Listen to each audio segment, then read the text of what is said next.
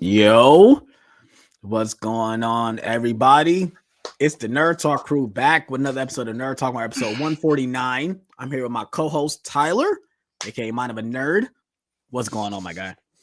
I'm in a mood today, bro. Oh shit! I'm in a fucking mood. You in I'm the mood? ready, bro. You in the mood to rant, or I you didn't. mood? No, I'm in the mood to have a good time, bro. I didn't go to work today. I had to go to school for a little graduation thing, but it's cool though.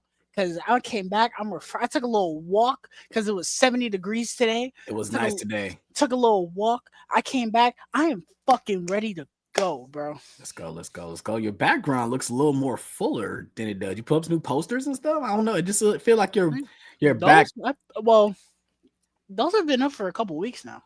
I feel like your background just more livelier right now. So I put like so it's I just put up popping right I now. put up that one, the Friday the 13th arrow, and then I put up the RoboCop and the Donnie Darko one. That one's been there. Okay, you just look like your background is popping. But Well, what's oh going on, yeah, everybody? because I've had them for a little while too, but I finally got a remote for my LEDs, so now Oh, it's not oh, fucking black anymore. Now it's no, back to so being vibrant. extravagance. No. Yeah.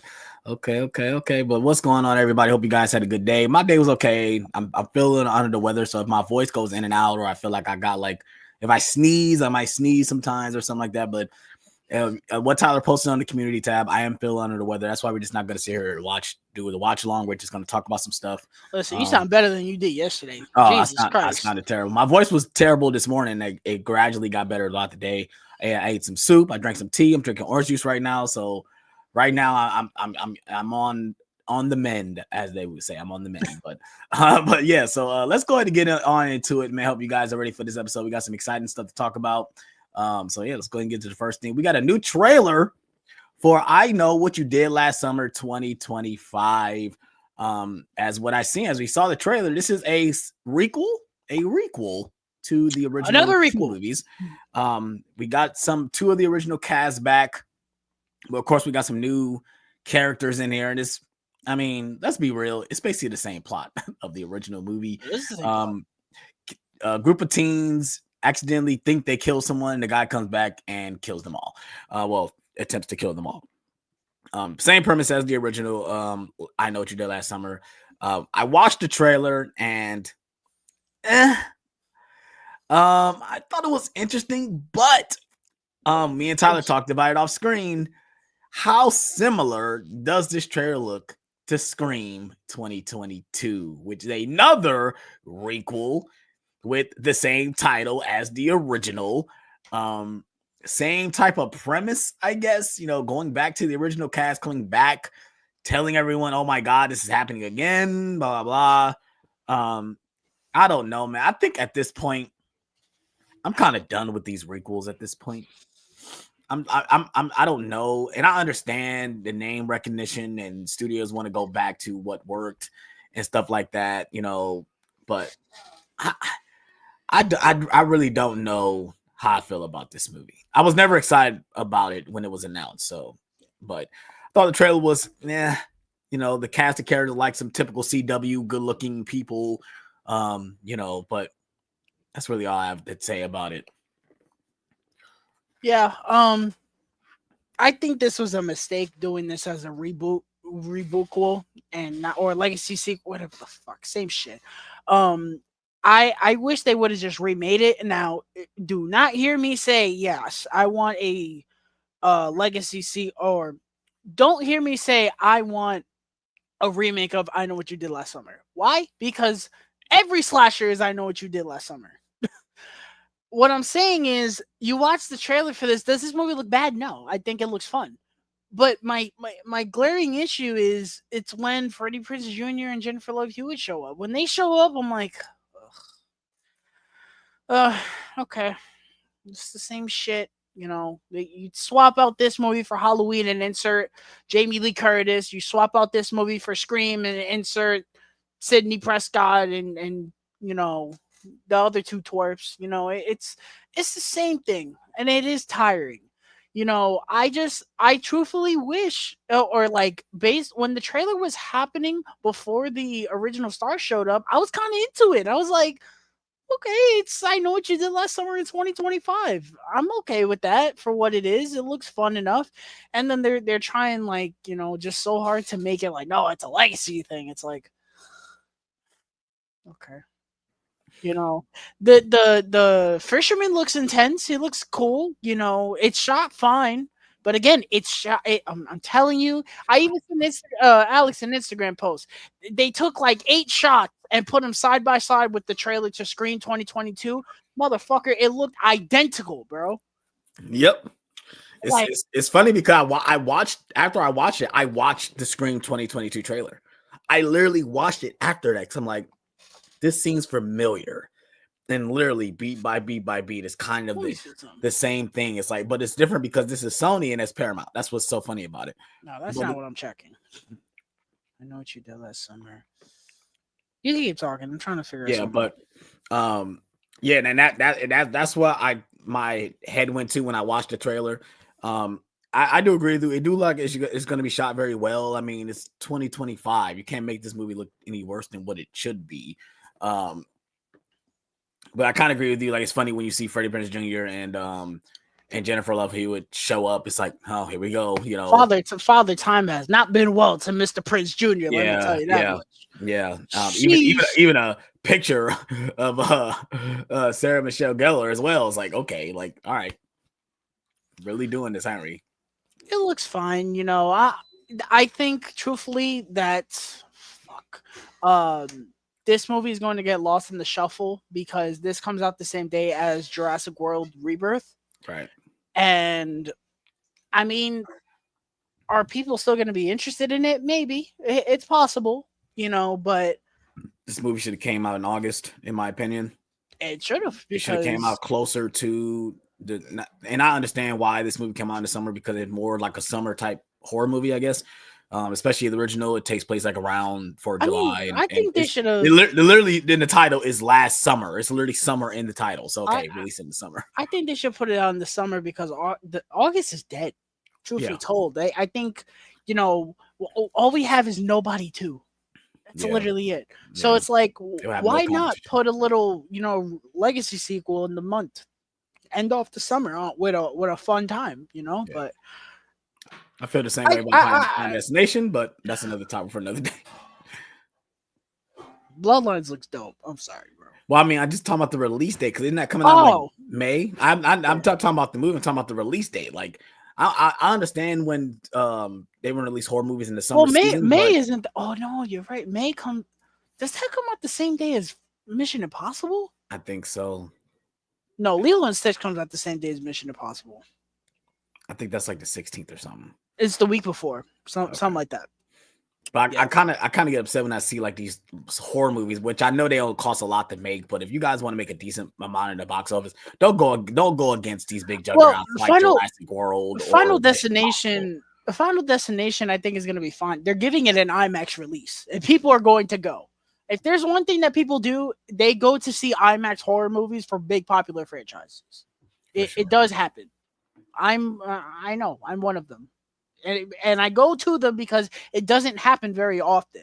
Like I went to go see Exorcist, the last Exorcist movie in IMAX because I was like, well, I'm going to treat myself because it does normally happen.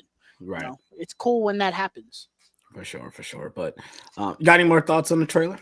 Mm-mm. All right, you guys, let's go ahead and move on to the next one. If you guys have seen the I Know What You Did Last Summer trailer, let us know what you thought about it in the comment section below. Let's go ahead and move on to the next trailer. It's the day of trailers. We got a new teaser trailer, a 1 minute spot, 1 minute, like 12 seconds for Predator Badlands. And this is totally off guard of what I thought this movie was going to be. Are we going to be following a Predator character? Yes. Is this movie going to be based off that? And then, of course, we got Elle Fanning playing like an android, which we know that she's a android from the Alien franchise, which now we know that these two franchises are in the same universe again, which, okay, might as well do that. I mean, you guys already did it before. But I mean, the movie looks great. I mean, visually, that's one thing I can say. The movie looked great visually, but I don't know, man, how I feel about following a Predator character. I don't know how I feel about that because usually Predator is the one hunting the humans. So I don't know how That's I not feel my about that. I don't know how I that's feel not my about that. issue. My issue is, and I mean, well, I don't want to spend too much time on this because truthfully, the trailer didn't blow me away either. Right. It, I was excited for this because a lot of people have been hyping this up. They were talking about this at D23, and everyone was really excited. And you know, I Prey was okay. Everyone hyped that movie up like no tomorrow. I've seen it twice now. It doesn't do it for me. I find the movie very fucking boring. And the Predator is cool. In that movie, the Predator is fucking awesome, and the action sequences are cool. But a lot of the movie is just walking around doing nothing, and it pisses me off. Um, my issue with them making the protagonist it's not so much an issue; it's a concern. How are we gonna deal with a protagonist that can't talk properly? Predators, all predators do is click and growl.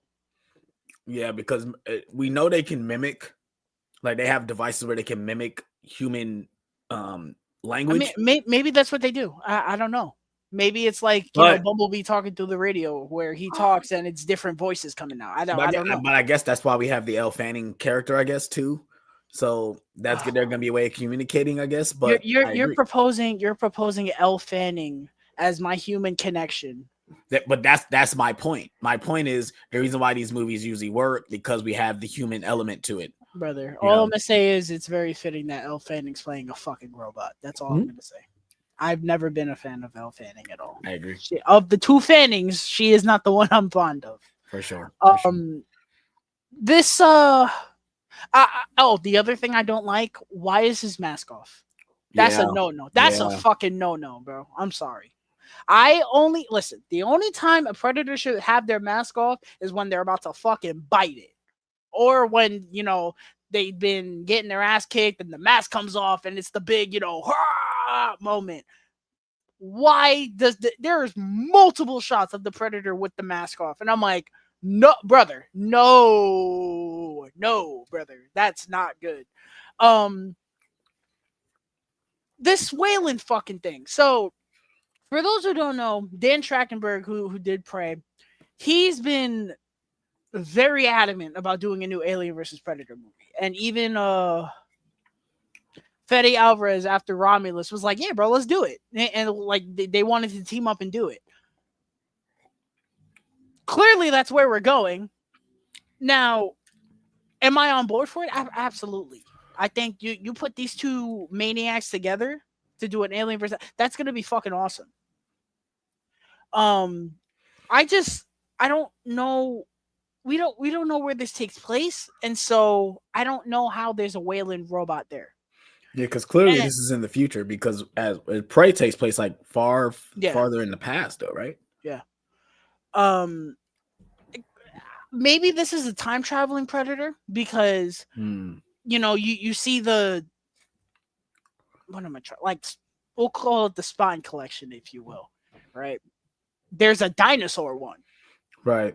Like there's a dinosaur one, and people were speculating it fucking looks like it, that there's one that it looks like the alien from Independence Day. Right.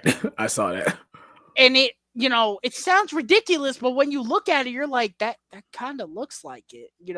That theory is a little ridiculous. Mm-hmm. But the point is there is an actual fucking dinosaur skull on the wall. So when I saw that, I was like, maybe it's going to be time traveling. And maybe this is a predator to where he's like the Terminator going through time, taking out threats. Well, this looks like it doesn't even take place on Earth anyway. No. So I don't know. It's just not so much Earth, but time traveling, but going to different places. Right. And also this place that they're fighting on, it looks like it's a predator planet. That's what I'm saying. That's why I was thinking it's a planet where their species live, at least. Which, again,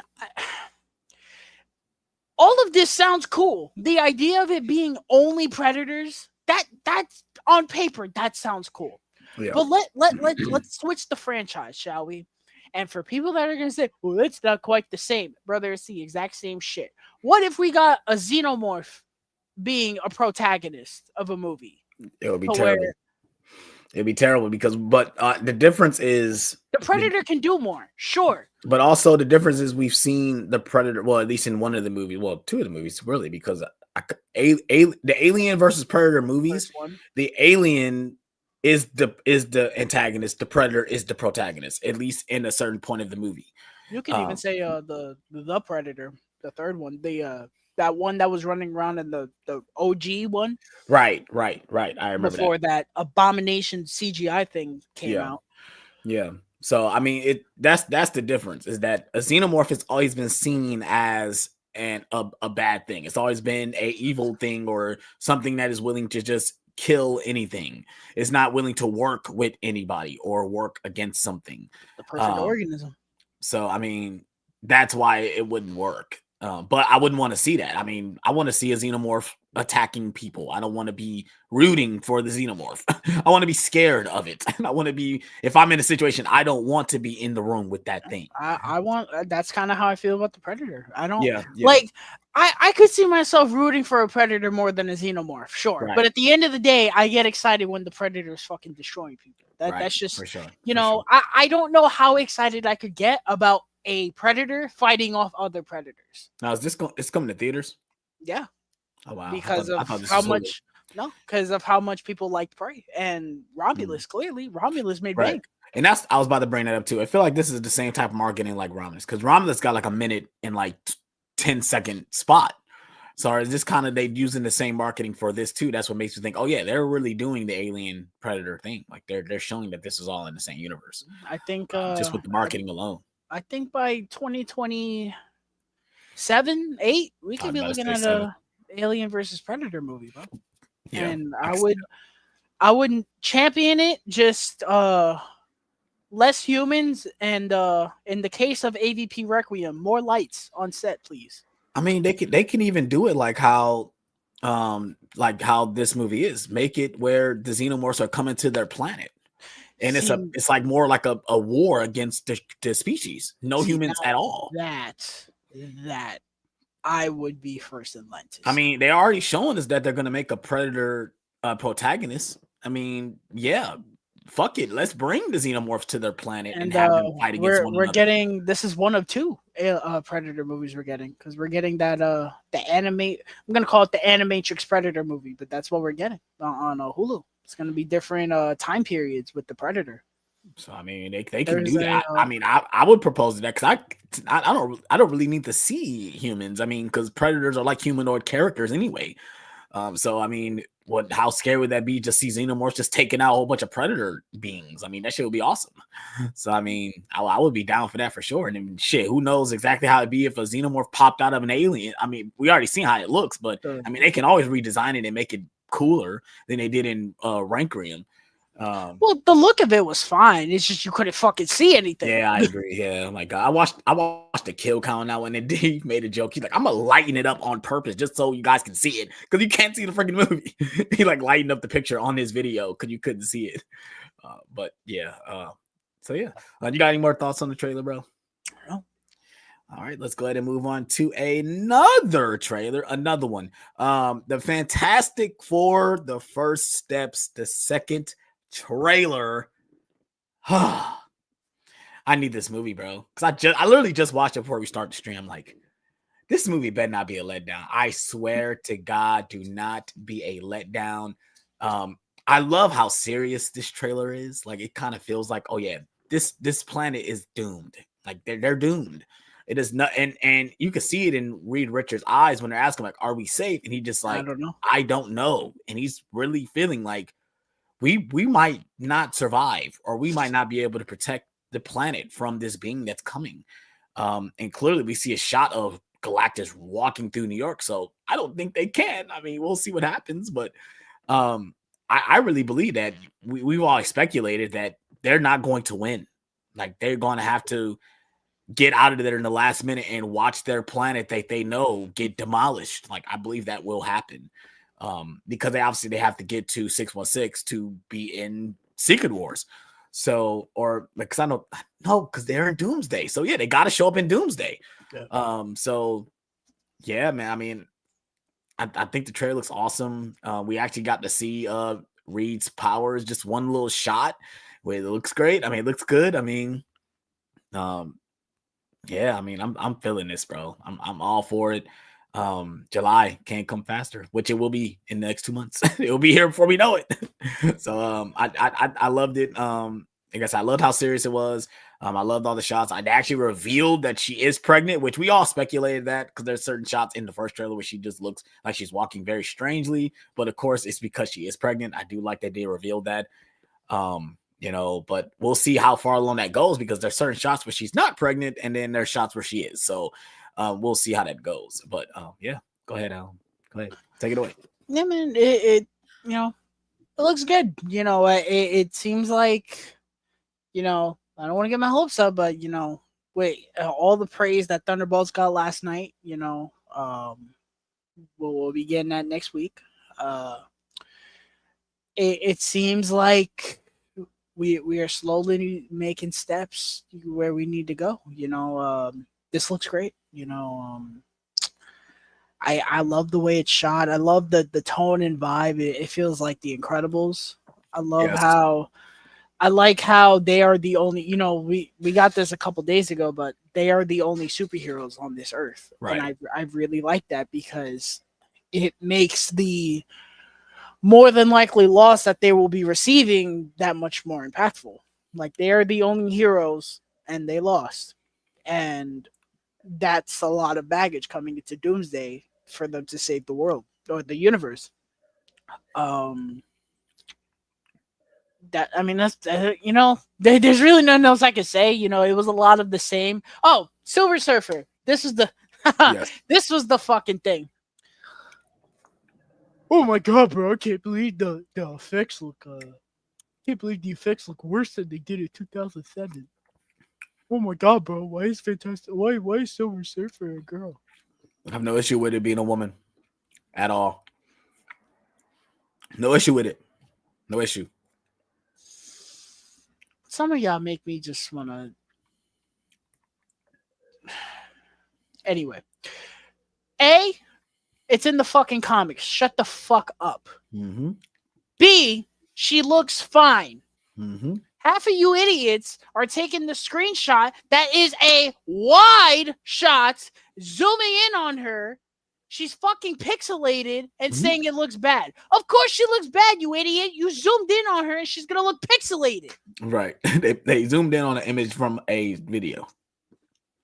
Of course it's going to look bad. Does it look amazing? No. But it doesn't look bad. It looks fine. Anyway, the movie looks very good. It looks very good. I'm concerned still for Galactus, but it is what it is. I'm excited. I'm curious to what role Silver Surfer is going to play. But I think there's a lot of questions, but I'm excited nonetheless. I think it's going to be a good time. I agree. I'm with you.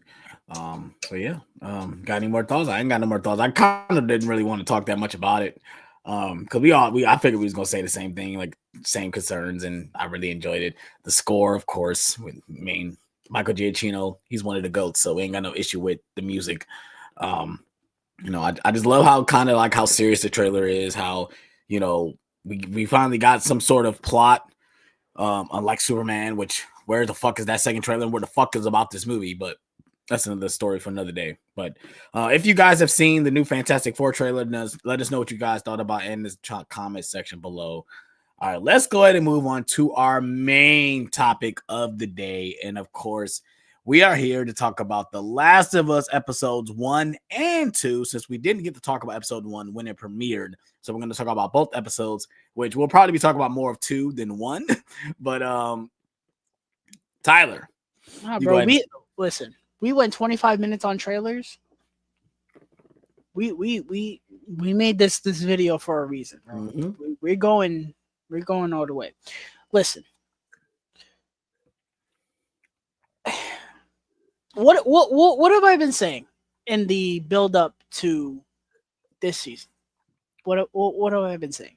I've been saying I am managing my expectations and I am remaining concerned until I see the credits on the very last episode of whomever many seasons we get of this game. Right. For those who somehow don't know, The Last of Us Part 1 is one of my favorite video games of all time. I think it's a masterpiece. If you have not gotten the upteenth version The of PS5 version, the definitive edition. No, that's not the new version is the I saw it. complete. I saw The it. complete one. What's the difference? You tell me what the difference is, bro. What's the difference, bro? Like what? Oh my god, Naughty The Dog, art. you're something else, bro. You're The art. else, bro. Anyway, if you guys have not gotten the PS5 version, I actually recommend getting it because that is the best way to play this game. It is fucking just out of this world. Amazing. Last of Us Part 2. It's a game that there's parts of it I love. I think visually is one of the greatest games ever made. I think the stealth is some of the greatest stealth I've ever played in my life. It is one of the most violent and realistic games I've ever played in my life, and I love it for that. There are parts of the game that I think are very interesting to go through, and there are parts of the game that I think are miserably boring to go through. And I think the ending is unsatisfying. You can argue with the wall on that. That's how I feel about the ending. And I've remained that way for 5 years. Mm-hmm. Coming into this season, I said, and I stand by this, that they need to be very careful about what they do. Because people did not like certain decisions 5 years ago. And 5 years later, people still don't like certain decisions that they've made. Me included. And you also needed to take consideration that people have not played these games. Yep. And they are watching this show for the first time. Yep. Like my mother and Uncle Sean Chandler, who I love. And of which his reaction, and I'm not shitting on him for it. I love Sean to death. I wish we could have him on here. I love him. I do. His reaction to episode 2 was completely warranted. I can't get upset at that, which, you know, there's only one kind of reaction that I've been getting upset about, and I'll talk about that in a second. But his reaction to episode 2 was, in a nutshell, so they killed off the character that I've followed an entire season of television for in 2 episodes. They need to give me a character to latch onto and justify why they killed him. And he got bombarded by people that played the games and were like justifying it. I played the middleman and told him, you know, I tried clearing it up because I felt bad. He never played the game before. He's getting fucking bombarded by these idiots. Mm-hmm. Which he should have thought. He should have known it was coming. So there's idiots in the comment section, like there always is. Oh fuck. I'm trying to see if I can find Sean the reply I said to Sean because fuck. There's probably too many comments on the video. No. I'm trying to remember. Okay, I can't find it. Basically, I explained the morals and, you know, all that fun stuff from The Last of Us Part 2. Basically, I told him, I said, your reaction is warranted because you never played the game, you didn't know it was coming. Right. And your only knowledge of the franchise was the first season and the first whole game, of which he loves. The reaction to episode 2 is interesting. And it's fascinating to me that so many people are like, yeah, no, I'm not watching the show anymore. I think that reaction is honestly ridiculous, truth be told. And I'm going to tell you why. I agree. If you're angry at the decision, I get it. It makes sense. I get it. You're like watching season 1 of Game of Thrones in its entirety. We get the ending with Daenerys looking awesome with her dragons. And then we get to episode 2 and So a dragon bites her fucking head off. And I say, and I'm saying this because Daenerys is my favorite Game of Thrones character. That's why I'm saying this. Well, I mean, it's the same comparison to Ned Stark. I'm not even gonna lie to you. Ned Stark was my favorite character in that first season. I followed him and I was with him throughout the entire season. Trust me, once he became to the end of his character, I was very upset the way they was treating his character. Spoiler alert, if you guys have not seen Game of Thrones season 1, Ned Stark fucking dies in episode 9. Now, mind you, this is not even the season finale. This is episode 9, which this show solidify. Episode 9s are the true season finales. And episode 10 is the epilogue. Just the wrap up to all the craziness that happened in the final episode. But when they killed him, when this got his head chopped off, I said, so who's the lead now? Who's the main character? With an ensemble like this, there is no main character because anyone can literally get offed. Anyone. And that's how I look at this show.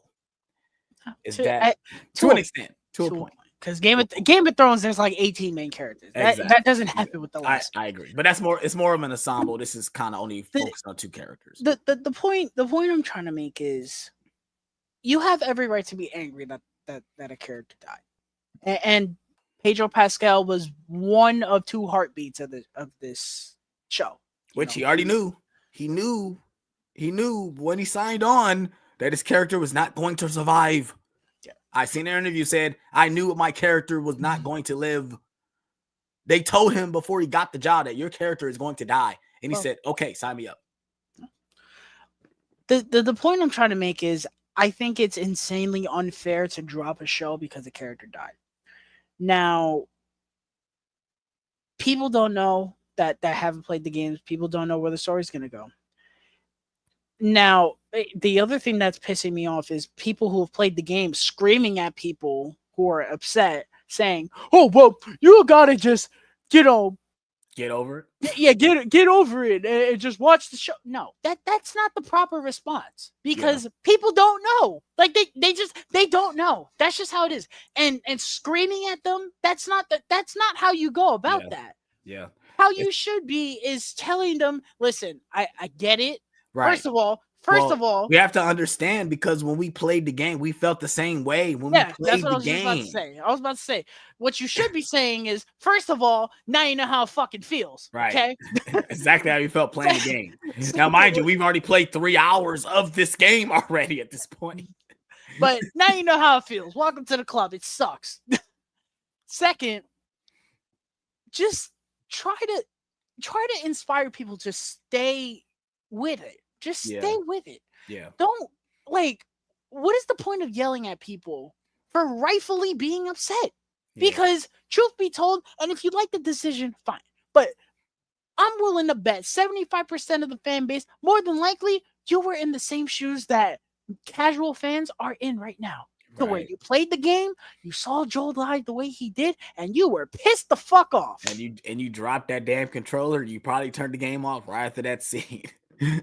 I didn't turn it off, but I wanted to see what's happening next. But it's just it's baffling to me. You know, I don't think the proper reaction to watching that is, oh, I'm not watching the show anymore. Fuck that shit. That's ridiculous. How are you gonna go from the quality of the first season, as good as it was, pushing aside my personal issues, it's a good season of television. How are you gonna go from something that good to, nah, I'm not watching it? Right. That doesn't make any sense to me. And mind you, when you have the knowledge of this, we have 6 more episodes left. 6 more episodes. Well, 5 now. It's only 7 episodes. It's only 7 episodes. I thought it was 8. 7 episodes. We have this many episodes left. Then and another season. And possibly another season. Because we don't know how many seasons it's going to be. I think we're only getting 1 more season. I think 3 seasons. One or two seasons. I think 3 seasons to cap off. Point is, we have more. You're just going to not find out how it ends? Yeah, They that's could the change thing. the entire ending of the second game for all you know. Yeah, they could actually make a Bro, decision they that could we don't like, and they actually do it. Like they they could can actually do fucking it. bro, they could fucking make it that they get to the end of that lake, they both hold hands singing Kumbaya, and at the end of the fucking season, it's Ellie, Dina, Abby chilling with that damn baby at that in that farmhouse. For all you know, Spoiler. that is a horrible ending. But I'm That's just saying, horrible. Ending. I'm just saying. For all you know, that's what they could be fucking doing, and you wouldn't know because you dropped it, all because you're petty that a character died. Get over it. It's TV, bro. And for the people that are genuinely upset and asking the proper questions, just stick with it. Don't Sure. don't give it up, because truthfully, it's going to be an amazing production. HBO does not fail when it comes to that. They haven't so You far. might not like what they do with the story, but I guarantee you're going to be invested in one way or another. And I Right. guarantee you more than likely you're going to regret dropping it. Yep. That's my 2 cents on the whole controversy coming out of Sunday night. I got on Twitter Sunday night. I said, Jesus fucking Christ. Which we knew it was coming. We knew it was coming because we were all surprised. I think the issue was most of us that knew what was coming was surprised they did it in the second episode. We all thought they were going to do it like episode 4 or like episode 5. But to me, I said, when people were saying, I said, that doesn't make sense because that means you guys want them to rush the Seattle stuff, because that means they have to rush all that stuff. They have to literally put everything in those last 2 episodes. That don't make sense. So far, they're going about the pace of the game. Right. So let's go ahead and wind it back. Let's go ahead and start with the first episode. Let's go ahead and talk about it. Well, I just, I want to get my thoughts on the actual episodes. I got so far away from the fucking thing. So what are your thoughts on the first 2 episodes, just, in general? Well, I love the first 2 episodes. I'm not even gonna lie. The show was starting off real strong. Like, what can I say? HBO, Craig Mazin, Neil Druckmann, you guys are doing an amazing job with the production, attention to detail, the acting. Come on, man. Like, let's be real. The actors on top of their game. Pedro Pascal, Bella Ramsey, what's her name? Caitlin Dever. Shit, they are acting their asses off. I don't care what nobody say. They are acting their asses off. If they don't get Emmy nominations, I don't see what the hell is going on. There's no way. Not after, because the first season they got a lot. Yeah, they're going to get some nominations for sure. I mean, so far, I'm loving the direction they're going. Like I said, I love that we're getting a lot more infected. Obviously, with the second episode, of course, that probably topped the most infected we got within the entire show. I'm loving the direction they're going, and I'm with it, man. Like, I'm loving that we're going. I'm actually loving that we're going with the pace of the game. Because a lot of people thought we were going to like switch things up and show like stuff earlier. And then, but I was in my mind, I'm like, it just doesn't make sense pace wise to push things back or show things earlier. Like, no, that wouldn't make sense. Because if anything, you guys want to prolong this story, it's like, no, let's get to it. Let's move it along. Let's move it along. And I love that we're getting to those things. I love the changes they've made as well. We'll get into that when we get to the actual episodes, but I love the changes they've made with certain characters. What they're involved with and what they're doing in the show. I love the new additions to the show, and stuff like that. So I mean, I'm loving these first 2 episodes. Like this actually, like I waited on season 1 to buy it physically. I'm not gonna wait on this, and hopefully we get a steelbook when it actually released and not a year later. Give us the steelbook when it comes out, because I will definitely be pre-ordering it when it comes out, because this is already a day 1 buy for me for sure. But yeah, that's my thoughts on the first 2 episodes. Yeah, man. Like I said, my thoughts were very reserved coming into this, and I still am. I'm serious when I say I will not rest easy until the season finale. But that optimism is slowly, I guess, increasing. I don't fucking know. The point is, I'm having a little bit more faith after the first 2 episodes. I thought the first episode was honestly a masterpiece. Episode 2, 99% of it was a masterpiece. And we're gonna talk about that 0.1%. But I think both episodes were fantastic. And I think In my opinion, I think so far they're adapting this game better than they did the first game. I agree. I agree. I I agree. because so far I haven't really had a single other than Joel's death scene, which again we'll talk about. There hasn't been a single thing that they've adapted to where I'm like, I don't like how they did that.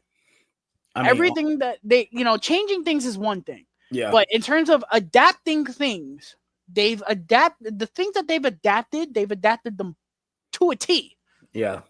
And the first season, I don't think was adapted to a T. There were things that they changed that pissed me.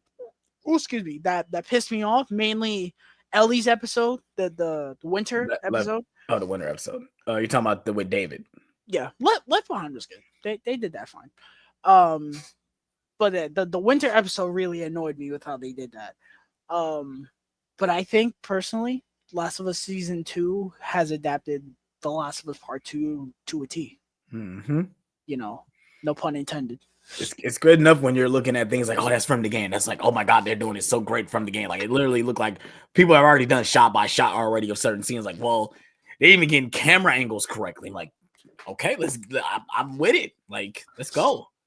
So you can take us through episode 1 and I'll do episode 2. Huh? All right. So episode 1, which I love that it starts off with the lie. It immediately starts us off with the lie saying, let me know everything you said about the Firefighters 2. He said they Just are. like They the just game. literally walk straight to Jackson, and then we cut. And then, of course, there's we go do a time jump. No, we get the shot of Abby, which I did want to talk about. This is that is very interesting. We already see Abby, and we get her motive before she gets to Jackson, before she gets, before she has, for the moment. And I'm with this. I'm all with this, even though playing the game, we don't know who this character is when we first meet her.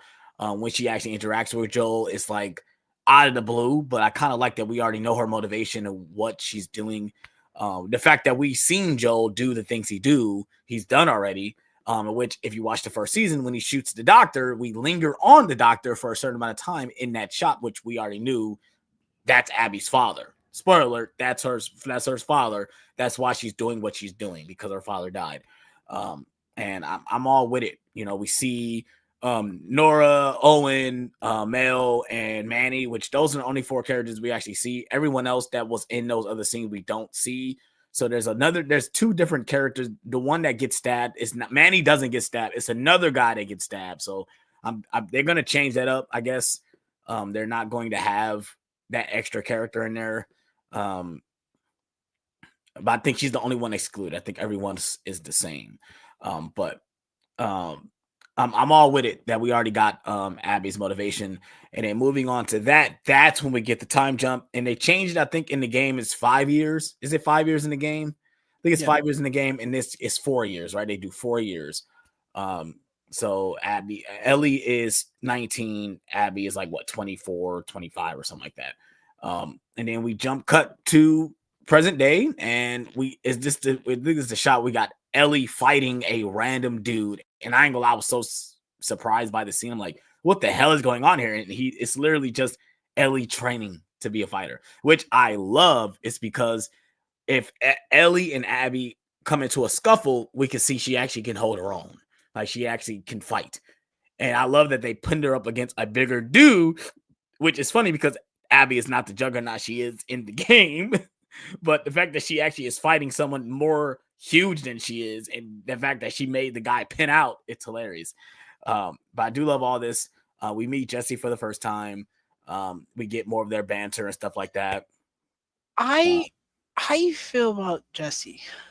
I mean, he's all right. I mean, he's kind of giving me the same mode like the Jesse in the game. Like, he is, but something about him, I kind of like him here more than the game. Really? Yeah. Maybe it's because we have more time with him here. I think that is it too. But I'm gonna just get into it. The one thing I do love that the show did change was that we're getting the events. What happened? So when the game first starts, we meet Ellie, going on the patrol with in the game is Dina, but in the show is Jesse. That's where we first start the game. We don't start the game with all the events we already seen. So like the dance, the kiss. We see those events later as flashbacks, which I like. I kind of like we don't like, because it'll be weird if we started the show off and it was like, I heard what happened last night, and we have to connect the dots. Like, no, we shouldn't have to do that. I kind of like that we see those scenes before, Well, the initial start. apparently they didn't think it was weird in 2020. Well, it's different with a game. That's what I'm saying. But also we seen that clip though. We seen the clip of the kiss. They showed that clip. Like I think it was like Comic-Con or not, like E3 or something. No, they showed it in the trailer or something. There was a trailer for it because I remember I posted on my YouTube channel. I posted that clip on my YouTube channel because I was so excited for the game. And they're like, "Oh shit, they really going in on Ellie, being." Oh yeah. No, I remember the trailer. It was when they first revealed the gameplay. Right. Which, one of the greatest fucking trailers I ever seen in my life. I remember seeing that stealth gameplay for the first time, being like, "Oh my god!" I mean, the fact that they introduced the dogs for the first time, the fact that they can track you and shit, like, I reacted to that trailer the way you did with the Venom trailer for Spider-Man 2, bro. That's about how much I was like, "Yo, what the fuck? This looks crazy." But I like that we get all these scenes first. So we get Joel interacting with Dina, which we've never seen in the game. I do like that we get that in this show as well. I think it's such a great touch. Yeah, like and you can definitely tell they have more interaction. Even there's which one thing I did want to get into, which is not touched on in the game, is Joel having therapy. Joel actually goes to therapy in the show, and that's not in the game. The only person we see him actually confide in when he talks about Ellie is Tommy. And I guess that scene is kind of flipped in this show with the therapist, who is played by Catherine O'Hara. Okay, yeah, I want to. This is McAllister, Mr. McAllister. I can't think of her character name in Beetlejuice, but it's so funny. That's the reason I've seen her in. So, but I love her in the show. She stole that scene from Pedro. I swear she stole that scene. So let's talk about this. So first of all, I think she's very good. She's excellent. My thing is, jumping a little ahead, episode 2, episode 2 is where Joel dies, right? We get this first episode, we get this whole bloated interaction between the two of them. A very good interaction. We find out that, Eugene was killed by Joel. We're assumingly he was affected. Which is a change from the game. Which is a change, which I think is unnecessary personally, but I don't know how necessary this was in the long run, because we only got this one scene. Now, we don't know how she's going to feel about Joel dying. For all we know, she could feel like she unintentionally caused it. Like, she could get hysterical and be like, "Oh, I wish death on him and now he died." Like people do, I don't know. We haven't seen that yet. For all we know, that could happen, and they could kind of give this meaning, but I feel like there was something there of which I wasn't interested in, of which she was upset at him because he killed Eugene. Right. But now we don't have that because Joel died. Right. So I'm kind of just puzzled on why because it's not just a scene, it's introducing a side plot. Right. And now the side plot's not there. Yeah, but it's weird because we're supposed to be getting that flashback episode. Obviously, we're getting an episode about Eugene, which is going to have obviously Joel in the episode. So people that are upset that Joel died, but Pedro Pascal's not going nowhere because there's going to be flashbacks. There's going to be things we're going to see with Pedro in it. So he's dead, but he's not dead at the same time. I mean, it is what it is. I do agree. It's kind of an unnecessary change because in the game, Eugene left his family. He didn't even have his family when he was at Jackson. So I'm fine with the change. It's just now that Joel's dead, where are we going with this? That's what I'm saying. And again, they could go down the route of she feels guilty in some way because she lashed out on Joel. That's the last thing she did before he died. Right. That could be a thing. But if that doesn't happen, I don't understand what the point of all of that was, other than showing, Joel did more than just kill Abby's dad. He's been around the block, which we all knew that. Right. You know, the main scene in season 1. Oh, stop! He's hurt. He ain't hurt. Floors the Right. gas. And he knows You exactly know, what's going on because he's been on both sides. how did you know he was hurt? Or how did you know he wasn't hurt? I didn't know he wasn't hurt. We've all done that. Right. You know. But I mean, I can agree with you. I still genuinely love the scene. I thought they did a great job. And of course, when it ends with him saying, "I saved her," and just walks out. Great acting. Great job. I think we move on. I would say we might as well just keep moving forward because a lot happens in this episode.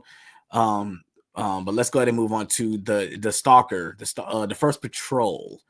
Well, no. So we get the patrol before we get the kiss, right? Well, no. Before that, we kind of see that, you know, Joel is kind of like he's like one of the leaders in Jackson with Tommy, right. Maria, which he's in control of engineering and building.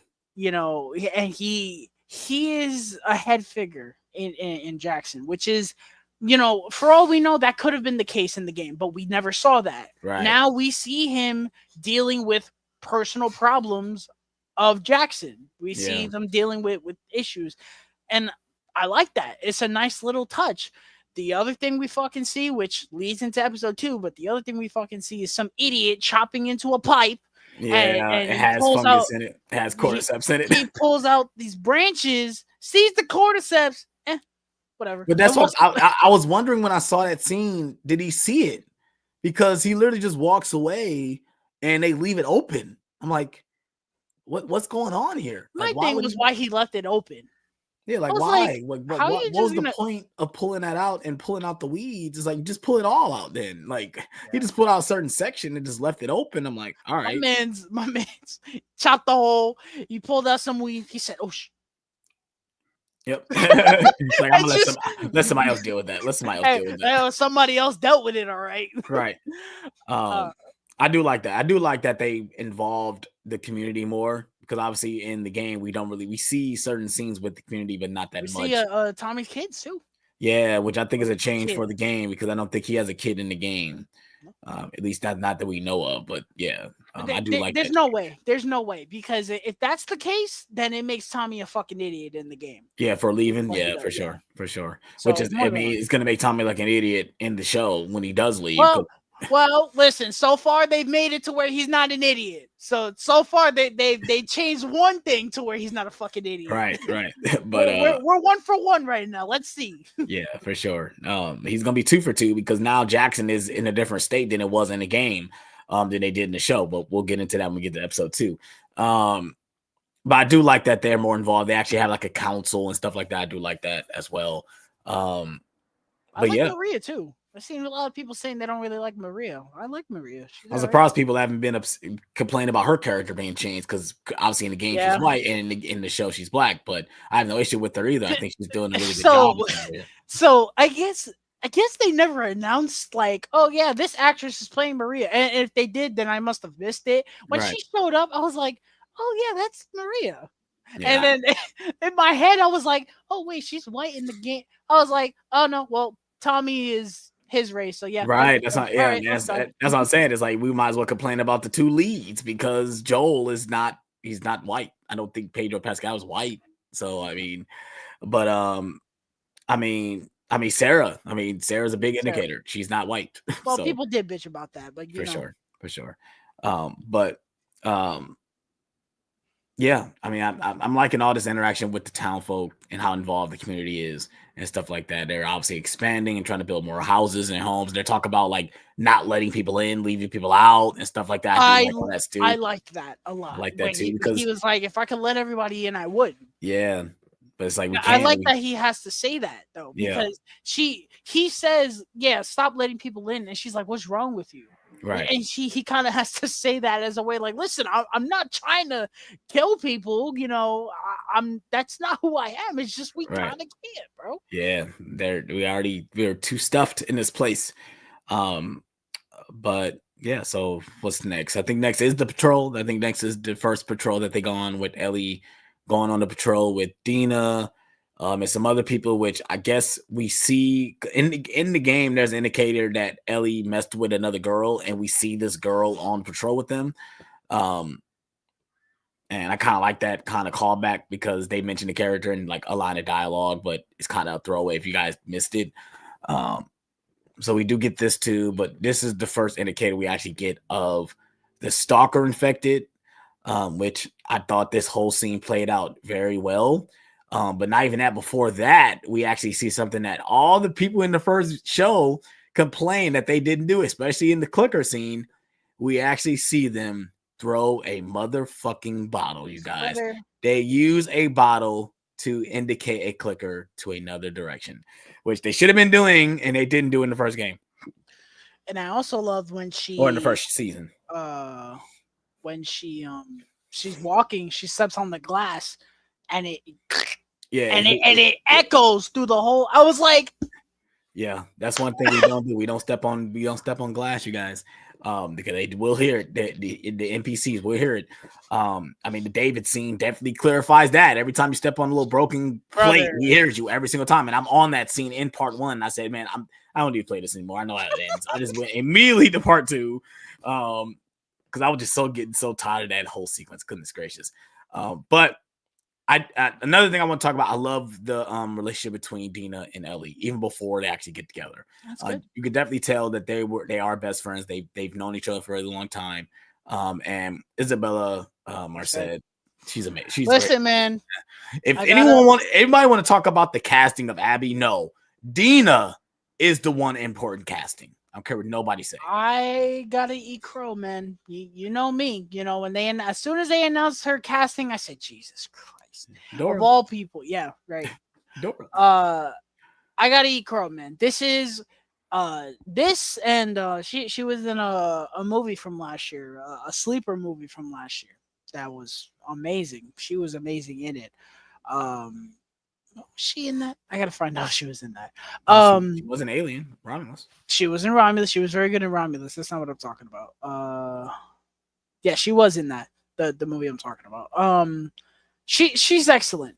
She's awesome in the show. I think she's very good. She has amazing chemistry with both Joel and Ellie, and it kind of bums me out that we got these couple scenes that we had with Joel and Dina.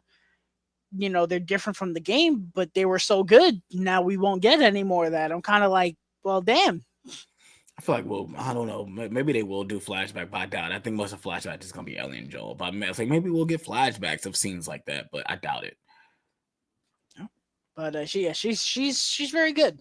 Yes, you know? Yes. Now, I feel like they're gonna have to change some of the things. Which I mean, they've already changed some of the things. You know, episode 2, mainly the ending. With a little infant running around. I don't know how that's gonna work. Yeah, that's my big question is, spoiler, if you guys have not played the game, and future spoilers for the show, will they reveal that she's pregnant? Will we have this? But in the game, it's not like she's showing. She's in very pre-stage. Yeah. She just literally just found out. I think the most we get is that she's like nauseous. The most we get is that she's like sick. Like one time she's like really sick. And they find the horse. But is it the horse or the dead body, something like that? And she starts throwing up. Yeah, she smells something really bad and she should start throwing up. But she gets really sick and she's like stuck at the theater. She can't leave. She's like stuck there because she's like really sick. And that's when we find out she's pregnant. But I don't know whether or not they're going to do that. I mean, I don't mind that. The only thing that's going to be going to suck if that means she's not going to be in most of the show. Like, listen, the issue is. I'm not saying I'm upset that these actors are playing these characters because they are doing what they can and they are very good. They just have baby faces, bro. That's just what it is. They do look really young. Isabella Merced. It's weird because the actress alone is like 23 years old. She's like 23. Yeah, but like I don't know. She's older than you, Tyler. She's older. I think she was born like 2001, 2000 or something. Whatever, bro. She can hit me up if she's that age, all right? I agree. Listen, I don't know. Maybe it's the game. Maybe it's the game. Maybe it's you can do things with graphics and shit. Maybe I don't know. It's just in the game they look like full blown adults. Yeah, yeah, because it's weird when you have someone like Bella Ramsey where it's the same actress that played her when she was 14, but now I'm supposed to believe that she's 19 just because you might change up her hair or change up her clothes. Like I don't know. It's hard to That really shit got believe. absurd. I'm sorry, It's bro. like I, it's, Her hair is like insanely long, of which I don't like it either. I don't like the way that looks. yeah, it's like But that's what's that's supposed to their believe that yeah. she's older. Like, I don't know, but I can agree with you. I can agree with that. It's kind of it throws you off looking at them as they're supposed to be playing adults, which it's weird because both actresses are adults. They're both adults. They're not little kids.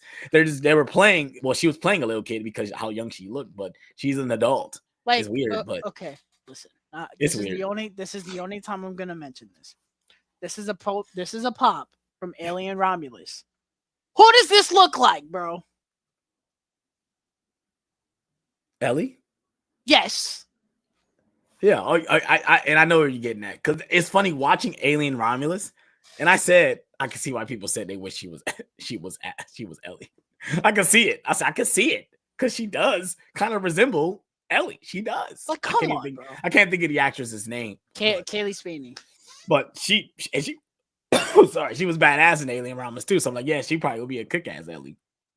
But I have no issues with them playing the characters either. But I do agree with you with the way they look. And I don't know if I talked to you, but I did have to age check Isabella before I say anything about her. So I'm like, hold on. I'm a grown man, but listen, bro, I'm in the fucking clear, bro. Okay, she's a month or so away from my age range. I could say listen, bro. I had to check myself. Say, hold on, because it's funny because I remember I did the same thing with Chloe Grace Moretz at one point. I'm like, I can't say anything about her yet because she's not an adult. Then when I found out she was an adult, I said, okay, now I can say something about her now because I don't want to come off as something else, and we're not gonna say the word on here because we don't want to get banned or anything. But yeah, and I'm sorry, Isabella does look good. She does. So, I mean, I've seen her outside of the show, seen her on red carpets and stuff. Yeah, she looks good. But moving on, let's go ahead and move on to the actual scene, the stalker scene. And what are your thoughts on this, man? How did you think the way they portrayed them? It's weird because this is in broad daylight. Usually, stalkers are mostly in darkness. They're not really in the supermarket was not well lit. So. No, you're right. But they were portrayed accurately, fucking annoying. But they were they were portrayed correctly, annoying as hell. They did a great job. They lurk in the shadows. They're quiet. I like how they make no noise. Yeah, you can't hear them. I thought they did a great job with that. I like the little spikes on their heads, and all that. That scene was great. Is it weird that when they go to the council and they talk about them and they're surprised? Have they never interacted with these stalkers before? No. It's weird because and this is why I go back to the first game because in the first game you interact with these things. They're in the first game, and I don't remember. I'm playing it now. I'm not. People forget the scene. So there's a scene where you go into the tunnels with Henry and Sam. Yeah, you get split off with Sam. You're with Sam, as Joel, and you go through this place, and they're in that area. But there's another scene which people forget when you're playing as Joel and you get separated from Ellie, and you have to get a key card to open up the door to get out. There's stalkers in that scene as well. Because they attack you, they're attacking you before you get the key card. Because I remember I said, here come stalkers. Let me be ready. Let me get a melee weapon so I can just freaking get them out of my way. And then I remember when you get the key card or you turn on the generator and you have to get out of the door, the bloater is coming. And I remember like, oh, I forgot stalkers are still here and they were stopping me from getting out the door and I died. The bloater got me. And I'm like, oh, here we go. But they're in the first game. That's why I'm confused with this scene. Like, oh my God, they never heard of these things before. Well, they never encountered them in the first season, Right, and right. I find it interesting that I guess to their knowledge, the only things that exist are clickers and bloaters. Well, clickers, yeah. It's the stages that we know are runners. Oh, runners, clickers, and bloaters. It's technically runners, stalkers, clickers, and then bloaters. and then splatters. They haven't gotten to those yet, which I don't know if we're gonna get those in the game or and in the show. Spider King. Right, then the Spider King, which is a different thing overall. I think that's something else. I don't believe that's something that's actually like a mutated thing. Listen. I have my issues with The Last of Us Part 2. That is one of the greatest character introductions ever. Oh my god, That is so masterfully done. they need to do that scene. So I swear to God, You already know. Season 3. that's gonna be season 3. It's gonna be Abby's portion. You know they're gonna tease it in the fucking trailer. They're gonna show an ambulance and it's doof, doof. You already know it's coming, bro. Oh my god, I just want the build up, man. Because even the build up, walking down there and seeing like the big hole and seeing basically the place being destroyed, and you wondering what's down there.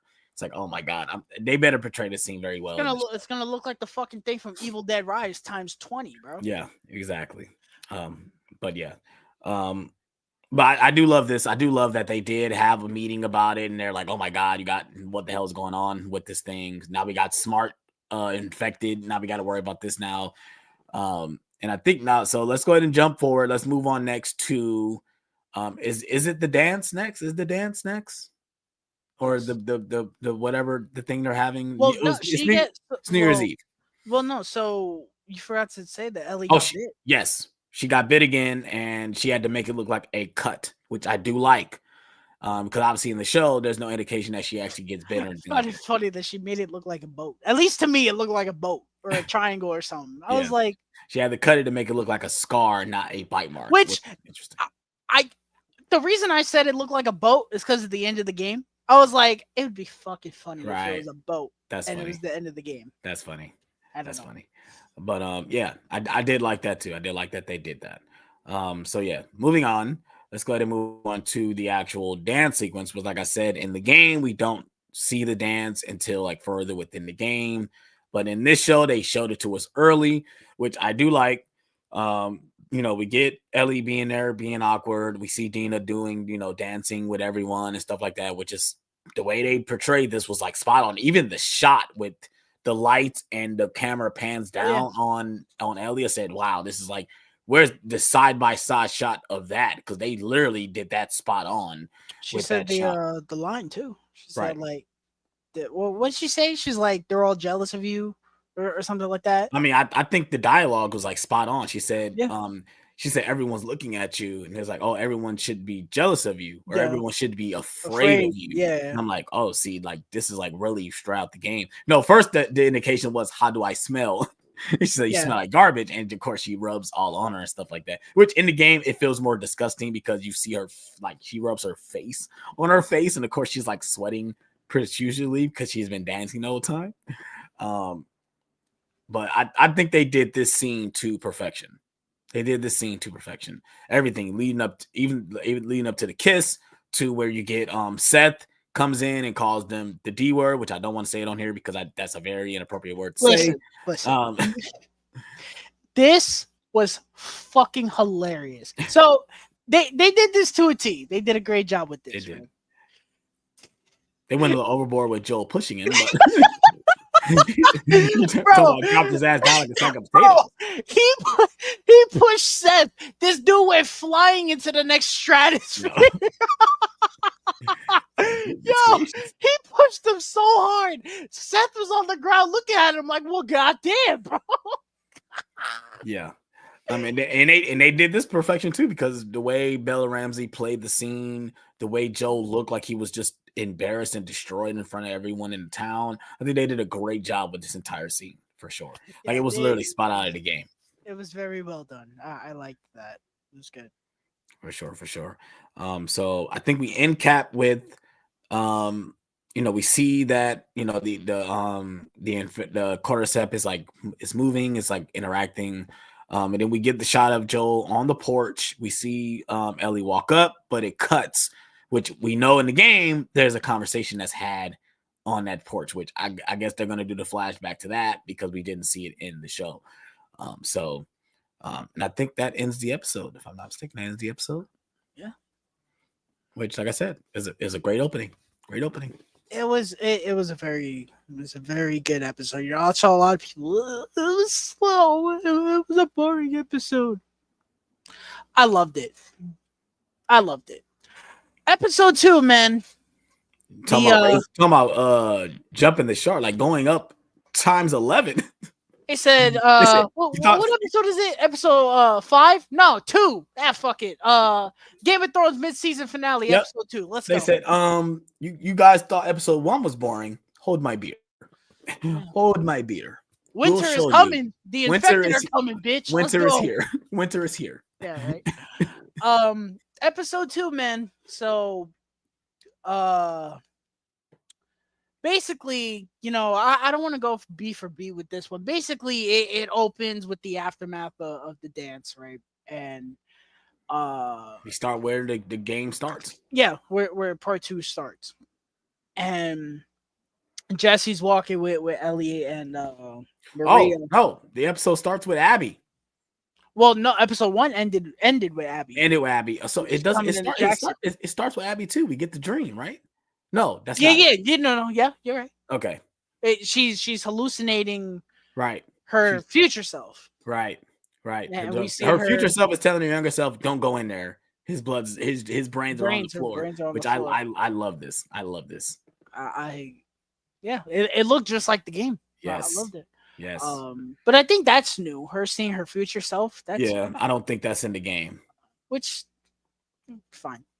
But we see the aftermath of the dance, and Maria brings them to Seth so he could apologize to her. And then we walk into a town hall meeting with Tommy, ensuring everyone is okay. I thought this was cute. I liked how they're making light of they know something's coming, but they're like, I like how he says, it's like, let's be sure not to shoot ourselves. Be like the girl who shot themselves. And someone was like, yeah, I shot Earl. Yeah, let's not be like Earl. I was like, that's funny. But I love this though. I mean, I love that they're putting more emphasis on Tommy, because Tommy is kind of railroaded in this game, at least in part 2. I love Gabriel Luna, by the way. I loved him in Dark Fate. Yeah, I'm about to say, isn't he the bad Terminator? And I reckon like he's the bad Terminator in fucking Terminator. I thought he was amazing as the Rev 9 in Dark Fate, and I think he's great here. I want to see him do more things. He's very good. He's great as Tommy. Jackson Holt. Yeah. This was cute. I like this. So Ellie was like, "Oh, I'll go on patrol with Joel, pretending like everything's fine." And Jesse says, "Oh no, he already went with Dina." And we don't see them until they meet up with Abby again. Right. So Abby, I forgot why she goes out, but she has to go out. No, so what happened was we skipped a scene because Abby wakes up, everyone wakes up, and they see the town for the first time, because when they first saw it, it just looked like a little lights. So they couldn't see it because it was dark. So now that they see it in broad daylight, they didn't notice how big it was. They was like, "Oh my God, this is it's a city. It's a whole town. So if we go in there, we might die. We're not going to make it through. There's no way we're going to get to Joel." Okay, so the dude is listing off like all the things they have. They're like, "Oh, they got some security and shit." How the fuck are you seeing all that shit from as far as you are, bro? Binoculars are not, bro. How? Yeah, because I'm when he said all that, I'm like, how does he know they got dogs? Like, how does he know they got dogs? Unless he's seen them come on patrol with dogs. But I don't think that's true. Bro, even if he's going to the mountains to see that shit, there's no way you can see the amount of detail that they described. Right. I was like, get the fuck out of here. I mean, the one thing they should have said, we know they got walls, we know they got people, because how big the place is. And yeah, you probably seen them come out with a dog or two. Yeah, that you can say that, but I don't know. It's weird. It was like, okay, Ethan Hunt, sure. Right.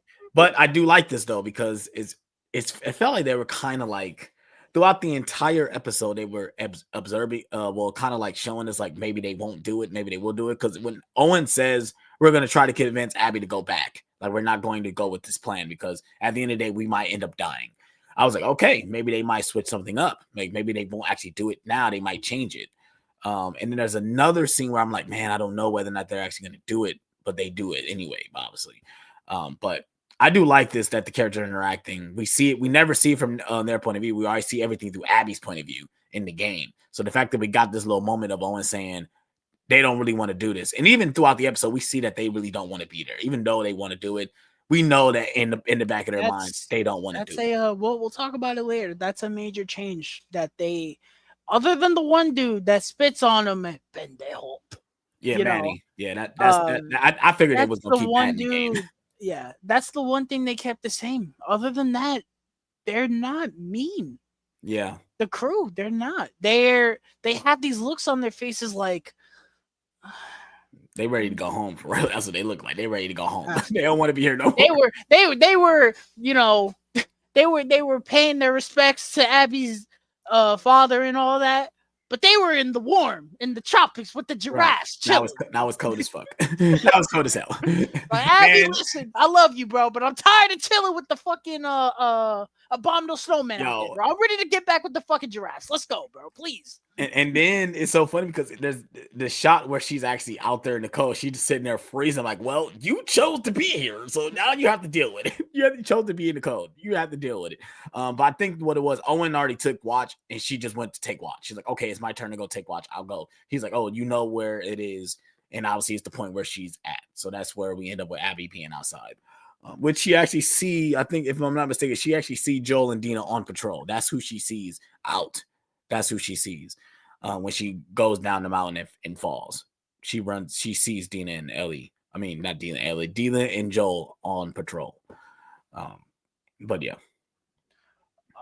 So Abby, you know, she's on patrol and she's trying to be Lara Croft over here, trying to stumble down a snow mountain, and she busts her ass and she stumbles across the infected you know, the horde from the game, not what goes into Jackson, but you know what we get in the game. She stumbles across an affected army, and they start chasing after her.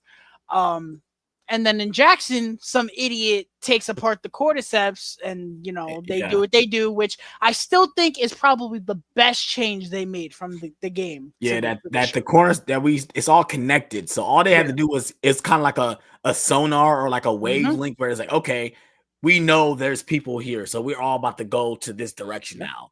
Because I love that too. But obviously we kind of fast forwarding because that means Dina and Joel would met up with Abby. We skipped the scene because we had Well, no, I was just saying that. Oh, okay, yeah. It's two separate infected hordes. Which, I mean, Jesus Christ, there's that much. Just think about that. You had the one infected army chasing Abby, and then you had all the other shit going on in Jackson, bro. That's like fucking Thanos' minions and then some of infected, bro. Right. Jesus Christ. And then it's funny because there's hinting. Jesse says early in the episode that we found infected hiding under the snow, under the dead bodies. under the dead infected as like a cocoon, like staying warm or whatever. Too. Like wow, that's very interesting. That's very different because even when you play it in the game, it just feels like the infected is just laying there, like they're just laying there, and when you walk past, they just pop out of you. You know, when you're playing as Abby. I'm interested in seeing because to me the stalkers were the only smart, you know, infected. Mm-hmm. I'm interested to seeing. Who knows? Maybe we get smart clickers now. I don't know. You know, that could be interesting, and that's a change from the game I would welcome. I think that'd be awesome. So I wanted to. I'm trying to put off talking about the big huzzah scene because that was the meat of this episode. Well, the one thing we're talking about is the change. I mean, the change from who's on patrol with who. What did your thoughts on they switching Jesse with Dina? I think that was fine because I mean truthfully it didn't really change much. You know, I feel like the same scene happened, you know, obviously they just didn't have sex. Right. You know, but they went to Eugene's place, they were chilling, you know. They didn't get high. They didn't find the PS3. They didn't find the PS3. They didn't find the PS3. You sons of bitches. They didn't find his weed stash with all the joints in it. Oh, uh-oh. No shit. Oh, uh-oh. Can you hear me? What's up? No. Alex got taken by infected. Can you hear Is he me? back? I can hear you. Yes, you are back. Okay, my bad. But yeah, can you hear me now? Yes. Okay. But yeah, I did like that they changed this. This is one thing I did like. Because now that we have Joel with Dina, Dina has to go with Joel to see him die. No. Sons of bitches. They didn't find the PS3. I'm not happy. Nope. I needed to see my PS3, my bulky PS3 Well, with Uncharted 2 sitting on the table. That would make sense because the day was 2003, not 2013. So there was be no PS3. It would be a PS2. Whatever. Actually, and it won't be Uncharted. It would be Crash Bandicoot or Jack and Daxter. That's what it would actually be. The point is they didn't find it, and it pissed me off. Anyway, yeah, it was the same scene. They found the weed and all that. You know, they didn't have sex. Found the gas mask. Yeah. So Abby's chase scene, man. I thought this was so well done. I thought that it was so well done, and this is gonna sound stupid. I was so invested in this that I had this little tingling feeling inside me of, oh man, is she gonna make it? Because it was that intense. Yes, It was. The I fence don't know. scene. They did the fence scene so well. Oh I don't know my God. how. I don't know how they did that to where she's crawling and the fence is like on her. Yes, it's on her And back. she's crawling, and you know the infected is like biting through the fence and shit. And he's literally pushing his hand through the fence. Like that was I had to. That was probably my favorite thing about all of this. I was just like, wow, like they did that so well. They even did the shot where you know she gets out, the infected gets her, and then you see the gun, boom, and you know she sees Joel, and she's like, come on, let's go. I loved it. It was to the T, bro. Yes. They hats off. They did that so well. Abby meets up with Joel and Dina. Dina says Joel's name, light bulb in her head, and they go off for the hills to run. Now we get back to Jackson. Right. The idiot sets off the cordyceps, and all the infected wake up. And they start rushing, you know, Tommy and them freak out. They're like, oh, to the basements or like the roofs and basements, roofs and basements. Right. And you know, they get all the reinforcements and shit.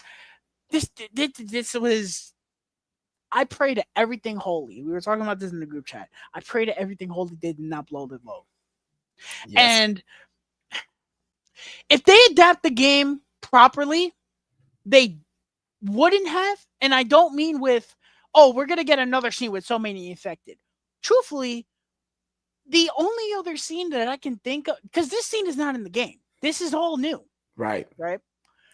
The only other scene where something like this happens is when Abby and Lev and the other girl, right, they have to get off that island at the end of part 2. Right. And you know, you have the Seraphites, but also the infected show up.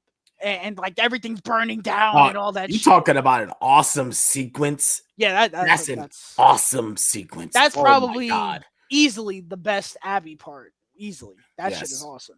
Man. But that's the only other scene in this game that they're adapting to where it's like it's so big budgeted and you know it's so crazy. That won't come till next season though. I'm just saying, I hope that they didn't blow their load. And what I mean is you have the scene where Ellie first meets the Seraphites. Right. That is, for those who don't know, that's my favorite stealth sequence in a game of all time. You're talking about the first time when you gave the arrow for the first time. I will never forget. I will never forget the first time I played that. It felt like I got shot with that arrow. Yeah. I was like, it do come out of nowhere. It say boom. You're like, oh. Yeah. You gotta pull it out. That I think they still have that in their pocket. And also the first Seattle encounter when it's Ellie by herself. Well, isn't there a sequence when Dina and Ellie are running away from infected and it's a ton of infected?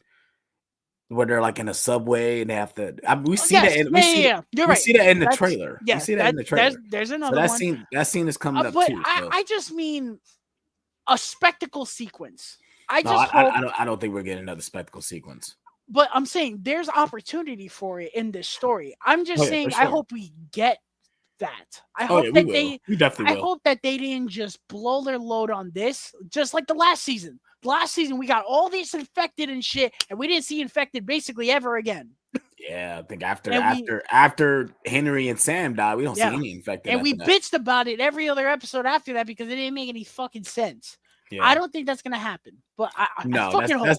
that's definitely not happening because there's obviously other sequences where we see infected. Like I said, we see a shot of them in a subway, or on top of a subway train surrounded by infected. So, and I kind of hopefully they use the infected more to their advantage because I mean there's certain scenes in the game where you're in a room and there's infected there and you can make the infected kill the people and you can get away.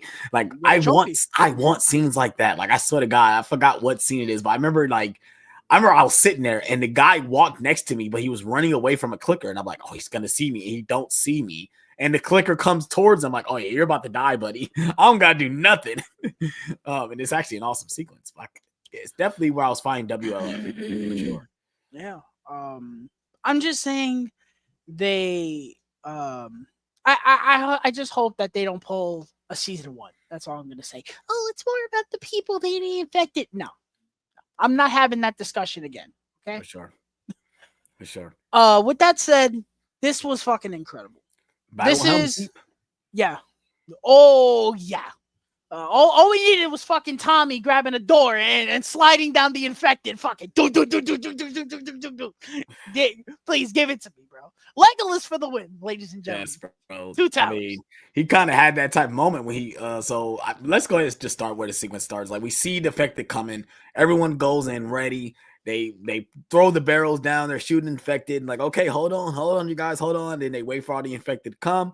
Then they just blow it up. We obviously see in the trailer all the barrels blow up. And I kind of love that they actually show that fire does affect these things because it's like, okay, yeah, you can kill these things with fire. All you got to do is throw a couple of fire. They run into it and they're dead. I love that they still allow that in this game because they already showed they could have changed that. And I'm glad they didn't. But I kind of love that they had this type of defenses. So they got everyone ready to shoot. Now they knew there was going to be a breach because you hear the bloater coming, like you hear the roars. So he already knew like it's a breach. We need to get back on the ground. Everyone on the roofs get ready. So they got everyone on the roof as ready for a breach. And I ain't gonna lie, I love this. So they got the flamethrower guys ready. And what happens? Two of the guys run. They like, nope, I am out. I'm not about to stand here and get infected. And it's funny because there's a shot of the guy looking really scared. He's the one that actually didn't run. He didn't run, but he ended up This was my question. So I'm seeing that they had like 6 flamethrowers. Where the fuck did they get 6 flamethrowers from, bro? It takes you like 25 hours to find a flamethrower and the worst part is you find it in a school. Exactly. You find it in a school. Bro. What the hell do a school need a flamethrower for? I don't know. That's like you go into school. Let's go to college and ask your professor if they got a flamethrower at the school. Just go ahead and ask them when you go to school. Do you guys got a flamethrower here? I just played The Last of Us and it was at a university. Yeah, right. It's just I saw 6 flamethrowers. I was like, brother, what kind of cheat codes are you guys running in fucking Jackson? Because shit. It's all that scavenging, bro. They've been waiting for this moment, man. They never really used them, and they finally was able to use them. But I love all this. I love that they got like a strategy, a defense, just in case things happening. They actually do breach. All the infected come in, and of course they're going crazy. I feel like there weren't that many casualties. I do love. I feel like there was, but we didn't really see it. We see one guy show he got bit, and the guy obviously he said shoot me because he's infected. And I think they were when they bust into the roof and Maria's up there shooting. I think some of the guys are up there did get attacked. Some dude got fucked. I didn't like that part. So Maria, she's shooting, and then she's like, "Oh no, I gotta run." And she's running. She's not out of ammo, and these guys are getting taken out. I'm like, "Hello, shoot!" And she like, "I'm out. Let me go down these stairs. Let me go down these stairs." Hello, come on. I love this too though because the bloater is coming and it's it sees where the shooting has come from, he's immediately about to go for Maria, and Tommy was like, "Hell no, you follow That me, was bro. You follow me." yo. He was dogging them infected too. He's Yes, like, do. That was cool. that's his Tommy, man, That's his Legolas moment. yeah, Tommy, MVP this episode, man. Yes, he was, Tommy, bro. Yes, they, he was. Tommy was always cool in the game, but like they're bringing him up there, man. Yeah, they had to Now go for these first 2 episodes for sure. someone made a good point. They were like, I wonder if they're going to do the same thing as the game, where we get to season 3 or whatever. Abby's running from a sniper. We find out it's Tommy. It better be, because I ain't gonna lie, when that moment happens in the game, Yo, it comes out of nowhere. Manny gets sniped right in front of your face, and it's out of nowhere. It's like out of a horror movie. It's like that a might be jump the scare. that might be the funniest sequence of all time because it pisses you off, bro. You're playing it and it's pissing you off. You're like, fucking stop shooting at me. And then you find out it's Tommy. You're like, oh Yes, yeah, fucking kill this bitch, bro. What are you doing? yes. And the worst part is you played as Abby throughout this whole entire time, and now at this point, I'm kind of rooting for her at this point. Like, okay, I'm with her in this moment. You're rooting for her, not me. I'm sorry, bro.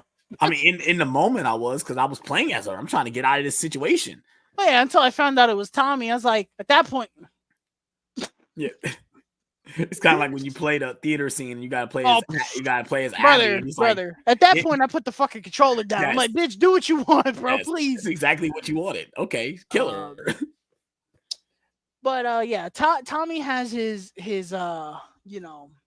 moment where he gets the blower cornered and he takes it out with the flamethrower. Very good stuff. I think some people were saying that the CGI on the bloater was overly CGI. I can't relate. I think it looks fucking fantastic. I think it looks great. The bloater looks amazing. Yes. And it's something I'm watching the episode and I'm like, man, we got bloaters in live action. Yes, that's all I like that. That's crazy to me. Keep thinking about The only other thing that they could put in live action that I would say that is like if they made a live action Doom, like adapting the new Doom games and seeing all that stuff in live action, I'd be like, just like, wow. Yeah, seeing it on the big screen. Yeah, man. This was excellent stuff, man. How could we forget the fucking dogs, bro? Yes, the dogs were the MVPs. Listen. So I'm watching this, right, and I'm like, so I'm guessing why dogs do they have dogs? That was the other thing I said. I said, wouldn't the because they bring out the dogs, and I'm like, what are the dogs gonna do? Because that was my thought. I was like, if the dogs bite them, they're gonna die. They're gonna get infected.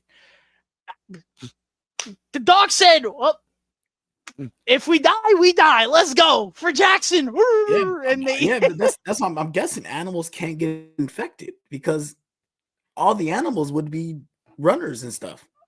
I mean, because we got animals around here. We seen monkeys, we seen giraffes, we seen horses. You know what I mean? So I guess they can't get infected. Horses can get infected, but they can get blown up. Yes, they can get blown up. They can get eaten. They can get destroyed. And they can get shot in the head too. Yes, you can't forget that. As soon as they we didn't talk about that. As soon as the door opened, she said shimmer. I said, yep. Yo, that sequence come out of nowhere too. Just watch a compilation of reactions to that scene. Everybody literally goes crazy. Like, oh my god, shimmer. not the horse.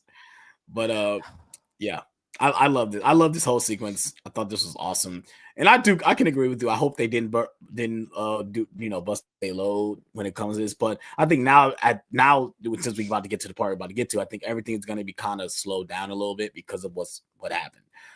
But let's go ahead and move on to the meat, the grand finale of what everyone is upset about with this game and this show now. So we get to they're Joel, Abby, and Dina, they're on the horse, and Abby's like, oh, our place is over there. Dina's got fucking frostbite to the upteenth degree. When Mel takes her hand out, it's like all black and shells. Like, Jesus, like that's bad. Ellie's out looking for her. Ellie and Jesse split up to try to find Mm-hmm. them. Right. So they get to the house, and I laughed at this that Joel is like, okay, you guys get warm. In 3 minutes, we're going back out. I said, brother, what? Listen, I understand. I understand. Jackson is your home, and people you love reside there. Your home is on fire, sir. Right. A, your home is on fire. B, you see What the more can you army do, of bro? infected. And Yeah. C, the girl over there has frostbite so bad it's making her hand black, bro. That is not conditioned to be going back outside, bro. What is wrong Right. with you? I was like, Joel, listen, I love you, bro, but 3 minutes, brother, she needs 3 days, bro. Right. For sure. So they take it, there's a bunch of dialogue, but getting straight to it. They take Dina hostage, which this poor girl, bro. She could barely speak, and she's over here getting taken hostage. Yeah. Like she probably didn't even know what Gets taken fucking state she hostage was in. and then get a sedative. She gets knocked Yeah. out. So the one major change that we talked about already is that the crew is very indifferent to what's going on, right?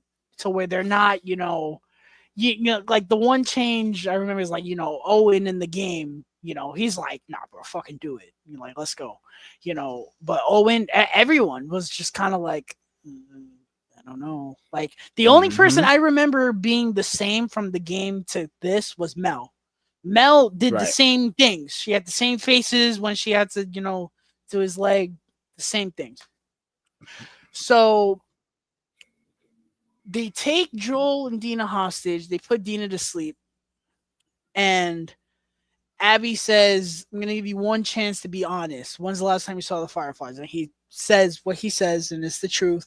And she goes, well, at least you're honest. And shoots him in the leg. She Just like Big monologues Bang. about a bunch of random shit. I'm not going to go over it. I don't remember it. This is one of the things I didn't like, and we'll talk about that in a second. But she gives a whole monologue before shooting him in the leg. Then they have him against the window, and Mel, stimulates his leg or whatever, and then she proceeds to beat the shit out of him effortlessly, Mm-hmm. and then She she goes golfing. glances. Yeah, far. She glances over, and I like how Jeremy Jones was like, yeah, they know at this point the golf club is a fucking co-star this season, bro, Right. because everyone was memeing about it before the season even started, and they know that too because they do the slow pan to the golf club, Yes. and we Yes. even get a close up to it, and she takes it slowly out. Everyone who played the game was like, let's Here he go. comes. PGA Tour, bitches, let's go. Um, so she proceeds to start, doing the dirty deed, of which we see most of it because it's HBO. Um, and we get the scene to a point, pretty much exactly like the game. Ellie finds, the house. She walks in the room. I thought this was pretty much exactly like the game. She walks It in, was she gets exactly punched, like she the game. slices the dude, Yeah. and they pin I her seen I down. seen somebody did a side by side, and it's very spot on. Um, I liked it. So let me just say what happens first, and I'm gonna say what they changed and shit. So she walks in, they pin her down, and yada yada yada. Uh Ellie says, Joel, get the fuck up. He tries to get up, and Which is different.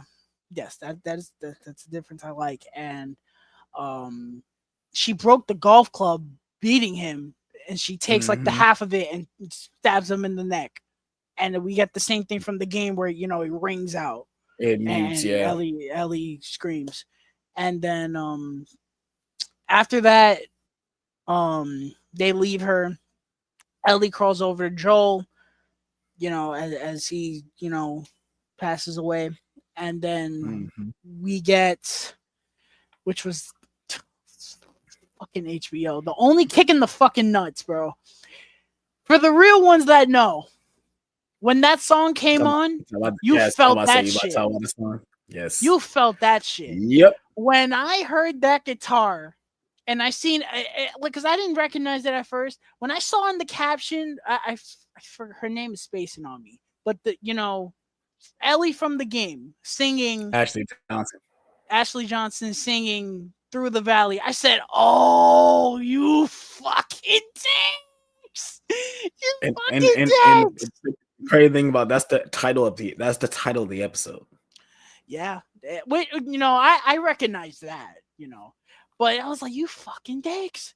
And somehow, if you don't know, the song that plays at the end of this episode was the song that played in the reveal trailer for The Last of Us Part 2. The very right.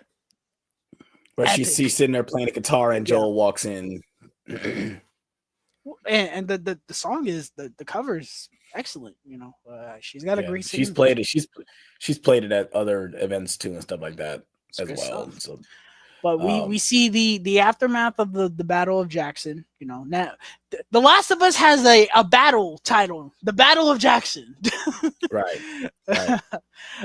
We see the aftermath, and this shot, man, which I guess they showed in the trailer and I missed, but they dragging Joel's body. Yeah, man, that was rough. I saw that and I was like, wow, that was rough. And of course, it ends in silence. It ends in silence, as all depressing fucking HBO episodes do, right? Yep.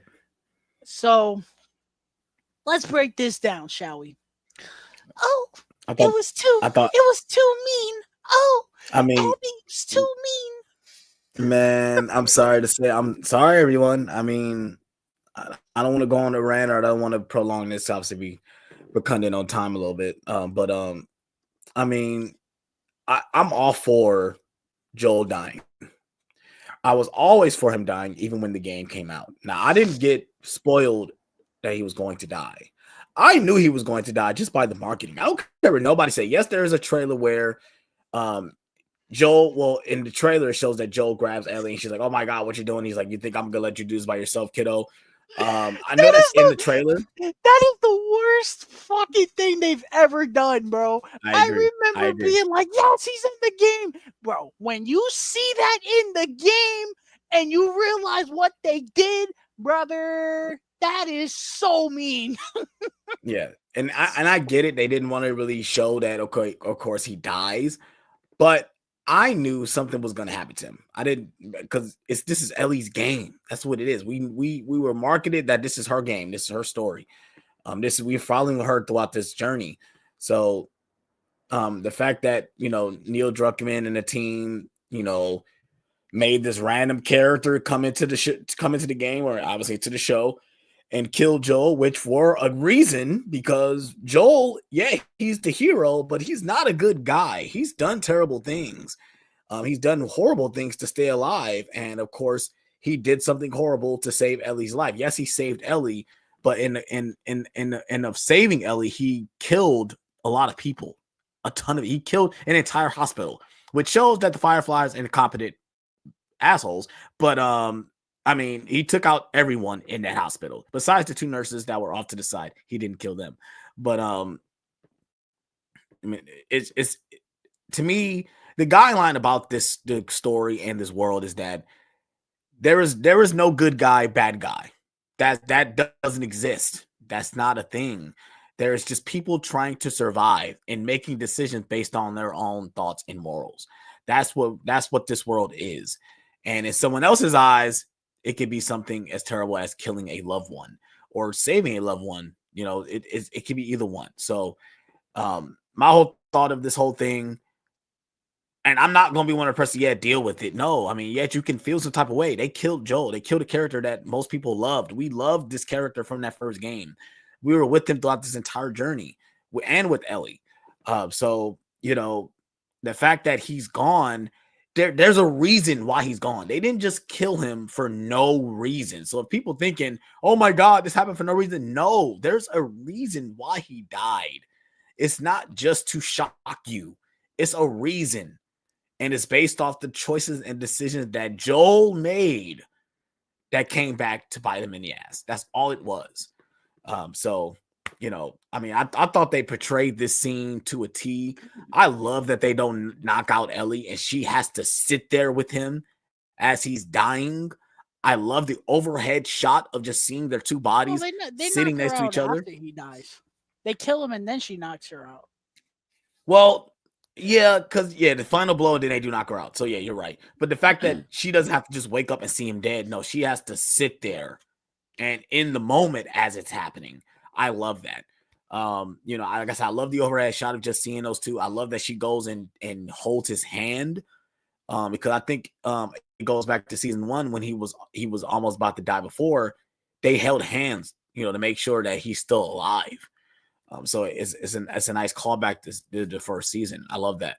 I loved all this, man. Like I said, I don't care what nobody say. I just think they portrayed it very well. So I think the scene is well done, right? I think it's very well done. The point got across, and I think the best thing they changed was her crawling over to him.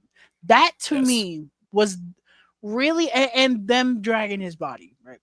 Those are the only two things that kind of got a reaction out of me. Right. And I guess, seeing her punching him, viciously, that was neat. I like that touch. But it just I didn't like the whole thing of her monologuing. I understand why they did it because it's TV and they're trying to make it as clear as possible for people who have not played the game, like Sean, that Sean, if you're listening, I'm not using you as a bad example. I'm using you as an example of someone who has not played the game as an example of being upset. Rightfully so. But these are not shots. Okay. I promise these are not shots. They had Abby monologue so much for people like Sean who had not seen the game or played the games. They're trying to give them a reason not to get upset. Right. Giving all these reasons why she's doing this and that. Because they're trying to make you at least understand her. Right? Yeah. I think I personally don't like that because it prolongs the scene. I think the scene kind of dragged until she actually got to it. But it's because I know it's going to happen. So I'm kind of just like... Right. See, that's what I'm saying. Kind of You're like looking Joel. at the different perspective. I'm kind of like Joel. Shut the fuck up and get over it. Get over it. Yeah. And I just think for me personally, I think the game had more impact.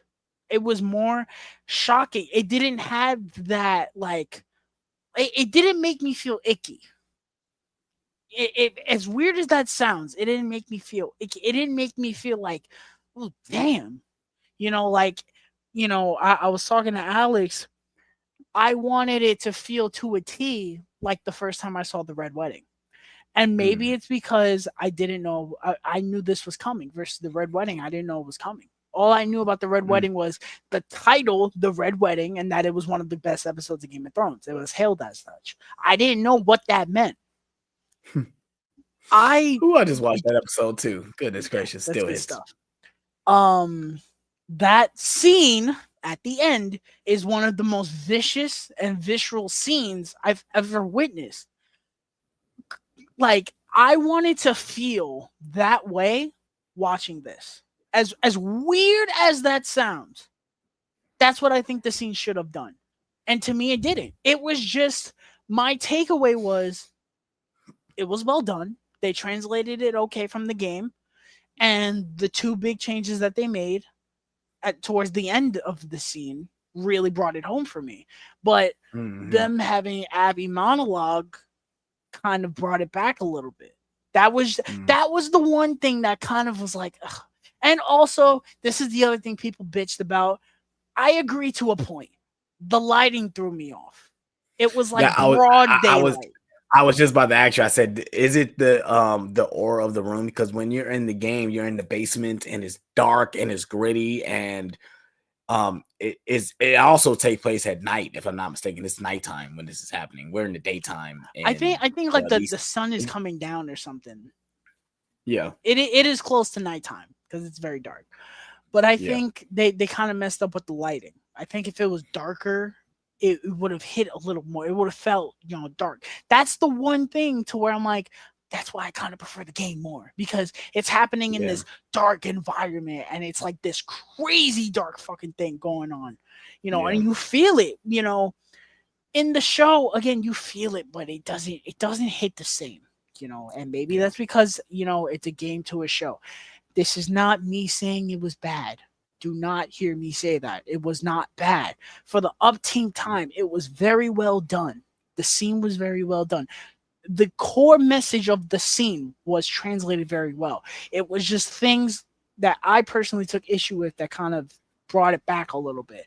But at the same time, the things that they added, like Joel and Ellie, or Ellie crawling over to Joel and then them dragging his body at the end, that's what made me feel things. So that was well done. People saying the scene just sucked. No, see, now you're gonna piss me off. If people say the scene just sucked, no, the scene did not fucking suck. Okay, in terms of translating the game, I saw some people saying, "Oh, well, I watched cutscenes from the game and the the way the show portrayed it is so wrong." What? The lighting is the only thing they got wrong. right. Other than that, you put the shit side by side. It's the same thing. What the fuck are you talking about? Oh, well, the game did it like this. The show is wrong for doing it like this. Brother, if the show was so wrong in adapting it, you wouldn't be able to put it side by side and literally watch it sink in motion, bro. Right, right. How the Because they fuck are did a you gonna great, see it? they did a great job with that. That's why they did such a great job with the way certain shots, certain camera angles. I mean, but the one thing I did love that they also changed is that you can see it in Joel's face that he's accepted that That is he's the going other. to die. I didn't even talk about that. That's the other thing that I love. They He made Joel very accepted sympathetic. he accepted like I brought this on myself. I understand everything that you're telling me, and I deserve this. But of course, her talking too much. It's like, man, just fucking do it. I deserve it. Fucking kill me already. Goodness. But I agree. I mean, I'm with you on all this, and I thought about that too when I watched the scene again side by side with someone comparing it. I'm like, the lighting is throwing it off because it's so bright. Like the light is on her face. It's like, no, it helps that it's a dark area. Like we're in a dark place when he dies. So I do agree with that. But I've been seeing a real people asking Pedro whether or not this death is more impactful than his other death. Spoiler if you guys haven't seen Game of Thrones, but he does show up in Game of Thrones and he doesn't live. And his death, in It's my way more opinion, impactful. it's more shocking in Game of Thrones than it is in this show. At least in my opinion, it is. I don't know. I found that funny when that happened. I'm sorry. I found that Oh, funny. In Game of I Thrones, was I so found that funny. oh yeah, I was so surprised, man, when Cause he got he's off like, on oh that. yeah, I beat him, ha ha, ha. And he's Yeah, like, oh he yeah, is cocky motherfucker, as come hell. here, I got something for you. He is cocky Um, as hell. But man, it was so it was way brutal. Oh my god, his oh death was yeah, brutal in oh, Game of Thrones. Goodness well, gracious. that was bad. That Goodness was gracious. bad. I'd rather get beaten by a fucking golf club than have that happen to me. That was Yes. Oh bad. my god. That was Goodness gracious. um. In terms of what I need them to do next, I think next week is going to be kind of the burn off episode to this episode, which I'm fine with that. I just we need to be in Seattle by episode 4, I agree. and they're already mentioning the WLF, WRLF, whatever the fuck it is. WLF. WLF. They mentioned Washington in State Liberty. the trailer for next week, which I did watch it. I did watch the trailer. That's why I'm saying it looks like a burn off episode. I think by week 4 we need to be in Seattle. Um, assuming next week we don't end up in Seattle, right? Let's say We episode don't 4 know. starts and it's it's Ellie, Dina, and Shimmer, and they're going into Seattle, right? we're gonna have what 3 episodes left by that point. 4 Yep. episodes. Yep. That's a lot of game to do in 4 episodes, bro. That is though, and that's what I was scared of. I was scared when I heard this. Because when the Because season was short, and the fact that we're splitting it, it's like okay, yeah, they got a lot to do in this because first you half. know you're gonna take away. Let's say we take away the stealth stuff, right? Because We're a taking lot of away the the show stuff, has just been, oh, we gotta go to this place. Dot dot dot. Hey, we're at this place. right? They're gonna get to Seattle. They gotta discover the WLF, and they're gonna be walking. Then they're gonna get attacked. Shimmer, Bozo, Rip Bozo. Right. Um, then they gotta get out of the news station. Then they gotta get to the theater. Right. Then she's gonna oh my god, why am I spacing? Ellie's gonna go out by herself. Jesse's gonna Yeah, she find got. her. They're gonna go back to the theater. Then Well, Tommy, she goes to the hospital. Then she goes to the hospital. she got to see Nora. You're right. Yeah, But I think that's happens. the second that's the second time though, if I'm not mistaken, when she goes out. If I'm not The mistaken, point right? they have to get from them finding out the WLF in the beginning of Seattle all the way to when Abby eventually shows up back at the theater. Yeah, yeah. 4 episodes. I think they could do that in 4 Four. episodes. And Let's that's not say. including the Eugene episode either. Oh fuck me! You're right. Why are we getting this dumbass episode, bro? Yeah, that's including that episode. So you gotta, and then I'm hoping they do it kind of like where we get like it's not the whole entire episode. Like we move forward with the plot and then we flashback. Kind of it's kind of like that. Where like let's go ahead and establish certain things. We get the Eugene stuff, and then at the end of the episode, we set up the next episode. It's them going to Seattle. I hope it's like that, where they pace it like that. The point is they've got a lot of game and not a whole lot of time. Now we could be going hour plus long episodes, which I'm fine with. Right. I just hope I'm cool with things being cut out, but there's certain stealth sequences I want in this game, in this show. One is the first big one that Ellie has in Seattle. That's one of my favorites. And then the one in the subway tunnels with Ellie and Dina, which we're getting. They showed that in the trailer, so that doesn't count. But there's certain sequences I'm okay with them omitting. And truthfully, if they want to cut out the part where they get kidnapped, after them blowing up Shimmer, yeah, they can cut that out. I'm okay with that because they get kidnapped and then they escape immediately. Well, it's weird because the character that interrogates Ellie is not with them. That's the character they take out. Yeah. So they can eliminate that. They can immediately go either to the theater or go straight to the subway. They can immediately go to the subway when they get to Seattle. Well, no, they don't have to go to the news station to find the right. person? They had to find someone they was looking for. Then that's connect them to Nora. So they find, but the person they find is already dead. Like they're already dead. Yeah. Well, I mean, the Seraphites got to him. They still have to find the letter or something because they find something in there that's like, oh, we got to go here. Right. It's gonna be interesting. It's gonna be interesting where we go. Sure. I am a little nervous because again, it seems like who knows? Maybe this Eugene episode is next week because since we have nothing. That's what I'm hoping. That's what I'm hoping. I'm assuming she's gonna go to therapy to Mrs. McAllister. I'm just gonna call her Mrs. McAllister every time we talk about it. Fuck it. She's gonna go to Mrs. McAllister, and she's gonna probably use Eugene as a way to connect with Ellie somehow. I can see that. They kind of hinted at in the episode when she finds his pendant. It's like, oh, he was a Firefly.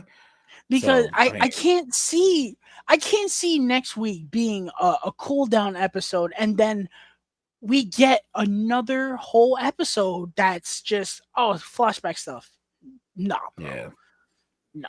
Because where we're at right now, 2 episodes in, we're like what, 3-ish hours into the game? Right. Out Not of even. Yeah. 25. Yeah. So yeah, So we gotta they're gonna rush some stuff for sure, but hopefully it's stuff that's not important. they Like don't rush the I'm stuff not that we saying don't care. they don't need to rush stuff. They just need to, put their foot on the gas a little bit. It's like, Right. come on, because I don't see the season ending any other way other than ending in the theater. Right. Where Abby confronts them. There's no other way. Unless I'm proven wrong in 4 weeks. Right. But And it's got to be because I'm thinking about certain scenes in the trailer, and like I think we only see Abby in what scenes we've seen. I don't think she shows up again, which is perfect. at I don't all. want to see this woman ever again I until the final don't think minutes we of see her again. season If 2. I'm not mistaken, if I go back to the clips we got for the trailer, I don't think she's only in the scenes we already seen her in. So good. But yeah. season 2 is off to a great start, man. Yes, for sure. I'm with you, and I'm ready for episode 3. I'm so ready for episode 3. It'll be here before we know it. It's already Thursday, so I mean, what's that? 3 more days left. So, I mean, it'll be here before we know it. So, but yeah, you got any more thoughts? No, man. All right. If you guys have seen the episodes, let us know what you guys thought about in the comment section below. Now moving on to our final topic, and we can get out of here. Physical media. You got any physical media, Tyler, to show? Nada. I'm fucking broke. Oh, well, I got a couple things to show, so I guess I'll show my 2 things. Hopefully my connection is terrible, isn't it? Of course it is. Right when I want to show physical media. But we're just going to go through it. The first thing I got, another Halloween related release. I got this VHS with freaking a lenticular case. And I saw it and I was like, I have to get this because I've never seen this before. And cover art is fire. It's fire. It is. So it's only like $15 at the exchange. I thought it was going to be a lot more than that. When I saw the price, I said, I have to get this. This had to be displayed in my collection. So it's funny. I got 2 Halloween things within 1 month, a VHS and a steelbook. Hilarious. The final thing I got, which I've been debating on getting this release for a really long time. Saw it at the exchange. I was like, man, this completes this steelbook collection I would want. Like it completes it. So I went ahead and got the Spider-Man Legacy Collection Steelbook set. Now I have every single Spider-Man movie on Steelbook. That's both Steelbooks? Both. How much was that? It was $30 at the exchange. And it's not 4K, I like that more, but I did. I like that more than the other one. I'm trying to think about what the way the 4K ones look. But it's like yellow and it has like different art. You're right. I don't really like that one. Yeah, I like that one more. But I did put my 4Ks in here. So that's what technically I made it a 4K steelbook. But I now have every single Spider-Man movie on steelbook. Because these are count as one steelbook for 3 movies. This one is 2 movies. But I have both Spider-Verse movies, and I have all the No Home trilogy, No Way Home, Far From Home, and Homecoming. I have all those steelbooks as well. So that's why I got it. And I have another versions of Spider-Man's. Like I need more versions of Spider-Man, especially the Raimi trilogy. But I couldn't help it. I said, man, let me go ahead and get it. I deserve it. So yeah. That's everything I got physical media wise, you guys. I didn't get physical media, but I did get this new Funko Pop of Stitch. I love this little he's got a new line of Funko Pops. They're summer themed. And I love this one. I love just it. in time for the movie too. His little rubber ducky floaty. He's chilling. I love him. Yes, I got my Funko Pops out of the box. Oh my god, he's got his pops out of the box. Shut the fuck up. Of course, my connection is getting better, so I wanted to show this off again, just in case my connection is like terrible. But yeah, it's a lenticular and it's fucking awesome. And like I said, I did get the Spider-Man steelbook collection. So yeah, but yeah, updates. Go ahead, Tyler, with the updates. So, because Alex was under the weather, we had to push Mission Impossible Fallout back to next week. So because of that, we we were going to do Empire Strikes Back, but instead we're not going to do that. We're just going to do Mission Impossible Fallout. As of now, on May the 4th, so that's Sunday, me and AJ will be doing a watch along for A New Hope. That's as of now. And I guess I might as well just talk about this now. Starting in May, there may or may not be watch alongs on Sundays. That is all depending on AJ's availability. You guys can see some of those there. Some of those include Final Destination 2 because we will be busy during Bloodline time. So we wanted to do that. Lilo and Stitch is another one for the month of May because the Final Reckoning comes out the same month, same week as Final Reckoning, as the live action Lilo and Stitch. Jesus Christ, can I fucking talk? So we wanted to do something for Lilo and Stitch, but those are not concrete until we press live, legitimately. Because AJ has things going on. So, we will let you know as the days come whether or not we're going live or not. So it's more of a game day situation, if you will.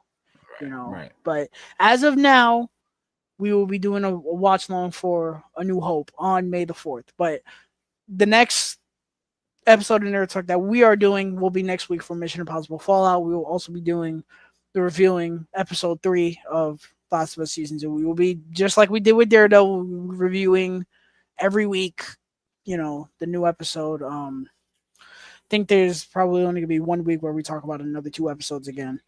I don't think we're going to do a stream for the finale. Yeah, I don't think anything should be interfering with that. We should be fine. There is one date I gotta talk to you about, but we'll talk about that in a second. But yeah, that's pretty much it. Next week is Mission Impossible Fallout. Brent, that took way longer than it needed to. I need to get the fuck in my bed. I agree. My eyes are literally falling asleep as we speak. I hope you guys enjoyed the stream. It was an awesome stream talking about these 2 episodes and all the topics we had. If you guys are new to the channel, please hit that like button. Please subscribe for more. Also check us out on Instagram. Check out all our social medias. We try to stay as active on those social medias as we possibly can. Like I said, hit us up with a comment. Let us know what you guys thought about it. Let us know what you think about the channel. We love to get updates and stuff about that of what we need to improve. We would love to know that as well. So I hope you guys have a good night. And we're on this one, you guys. Peace out.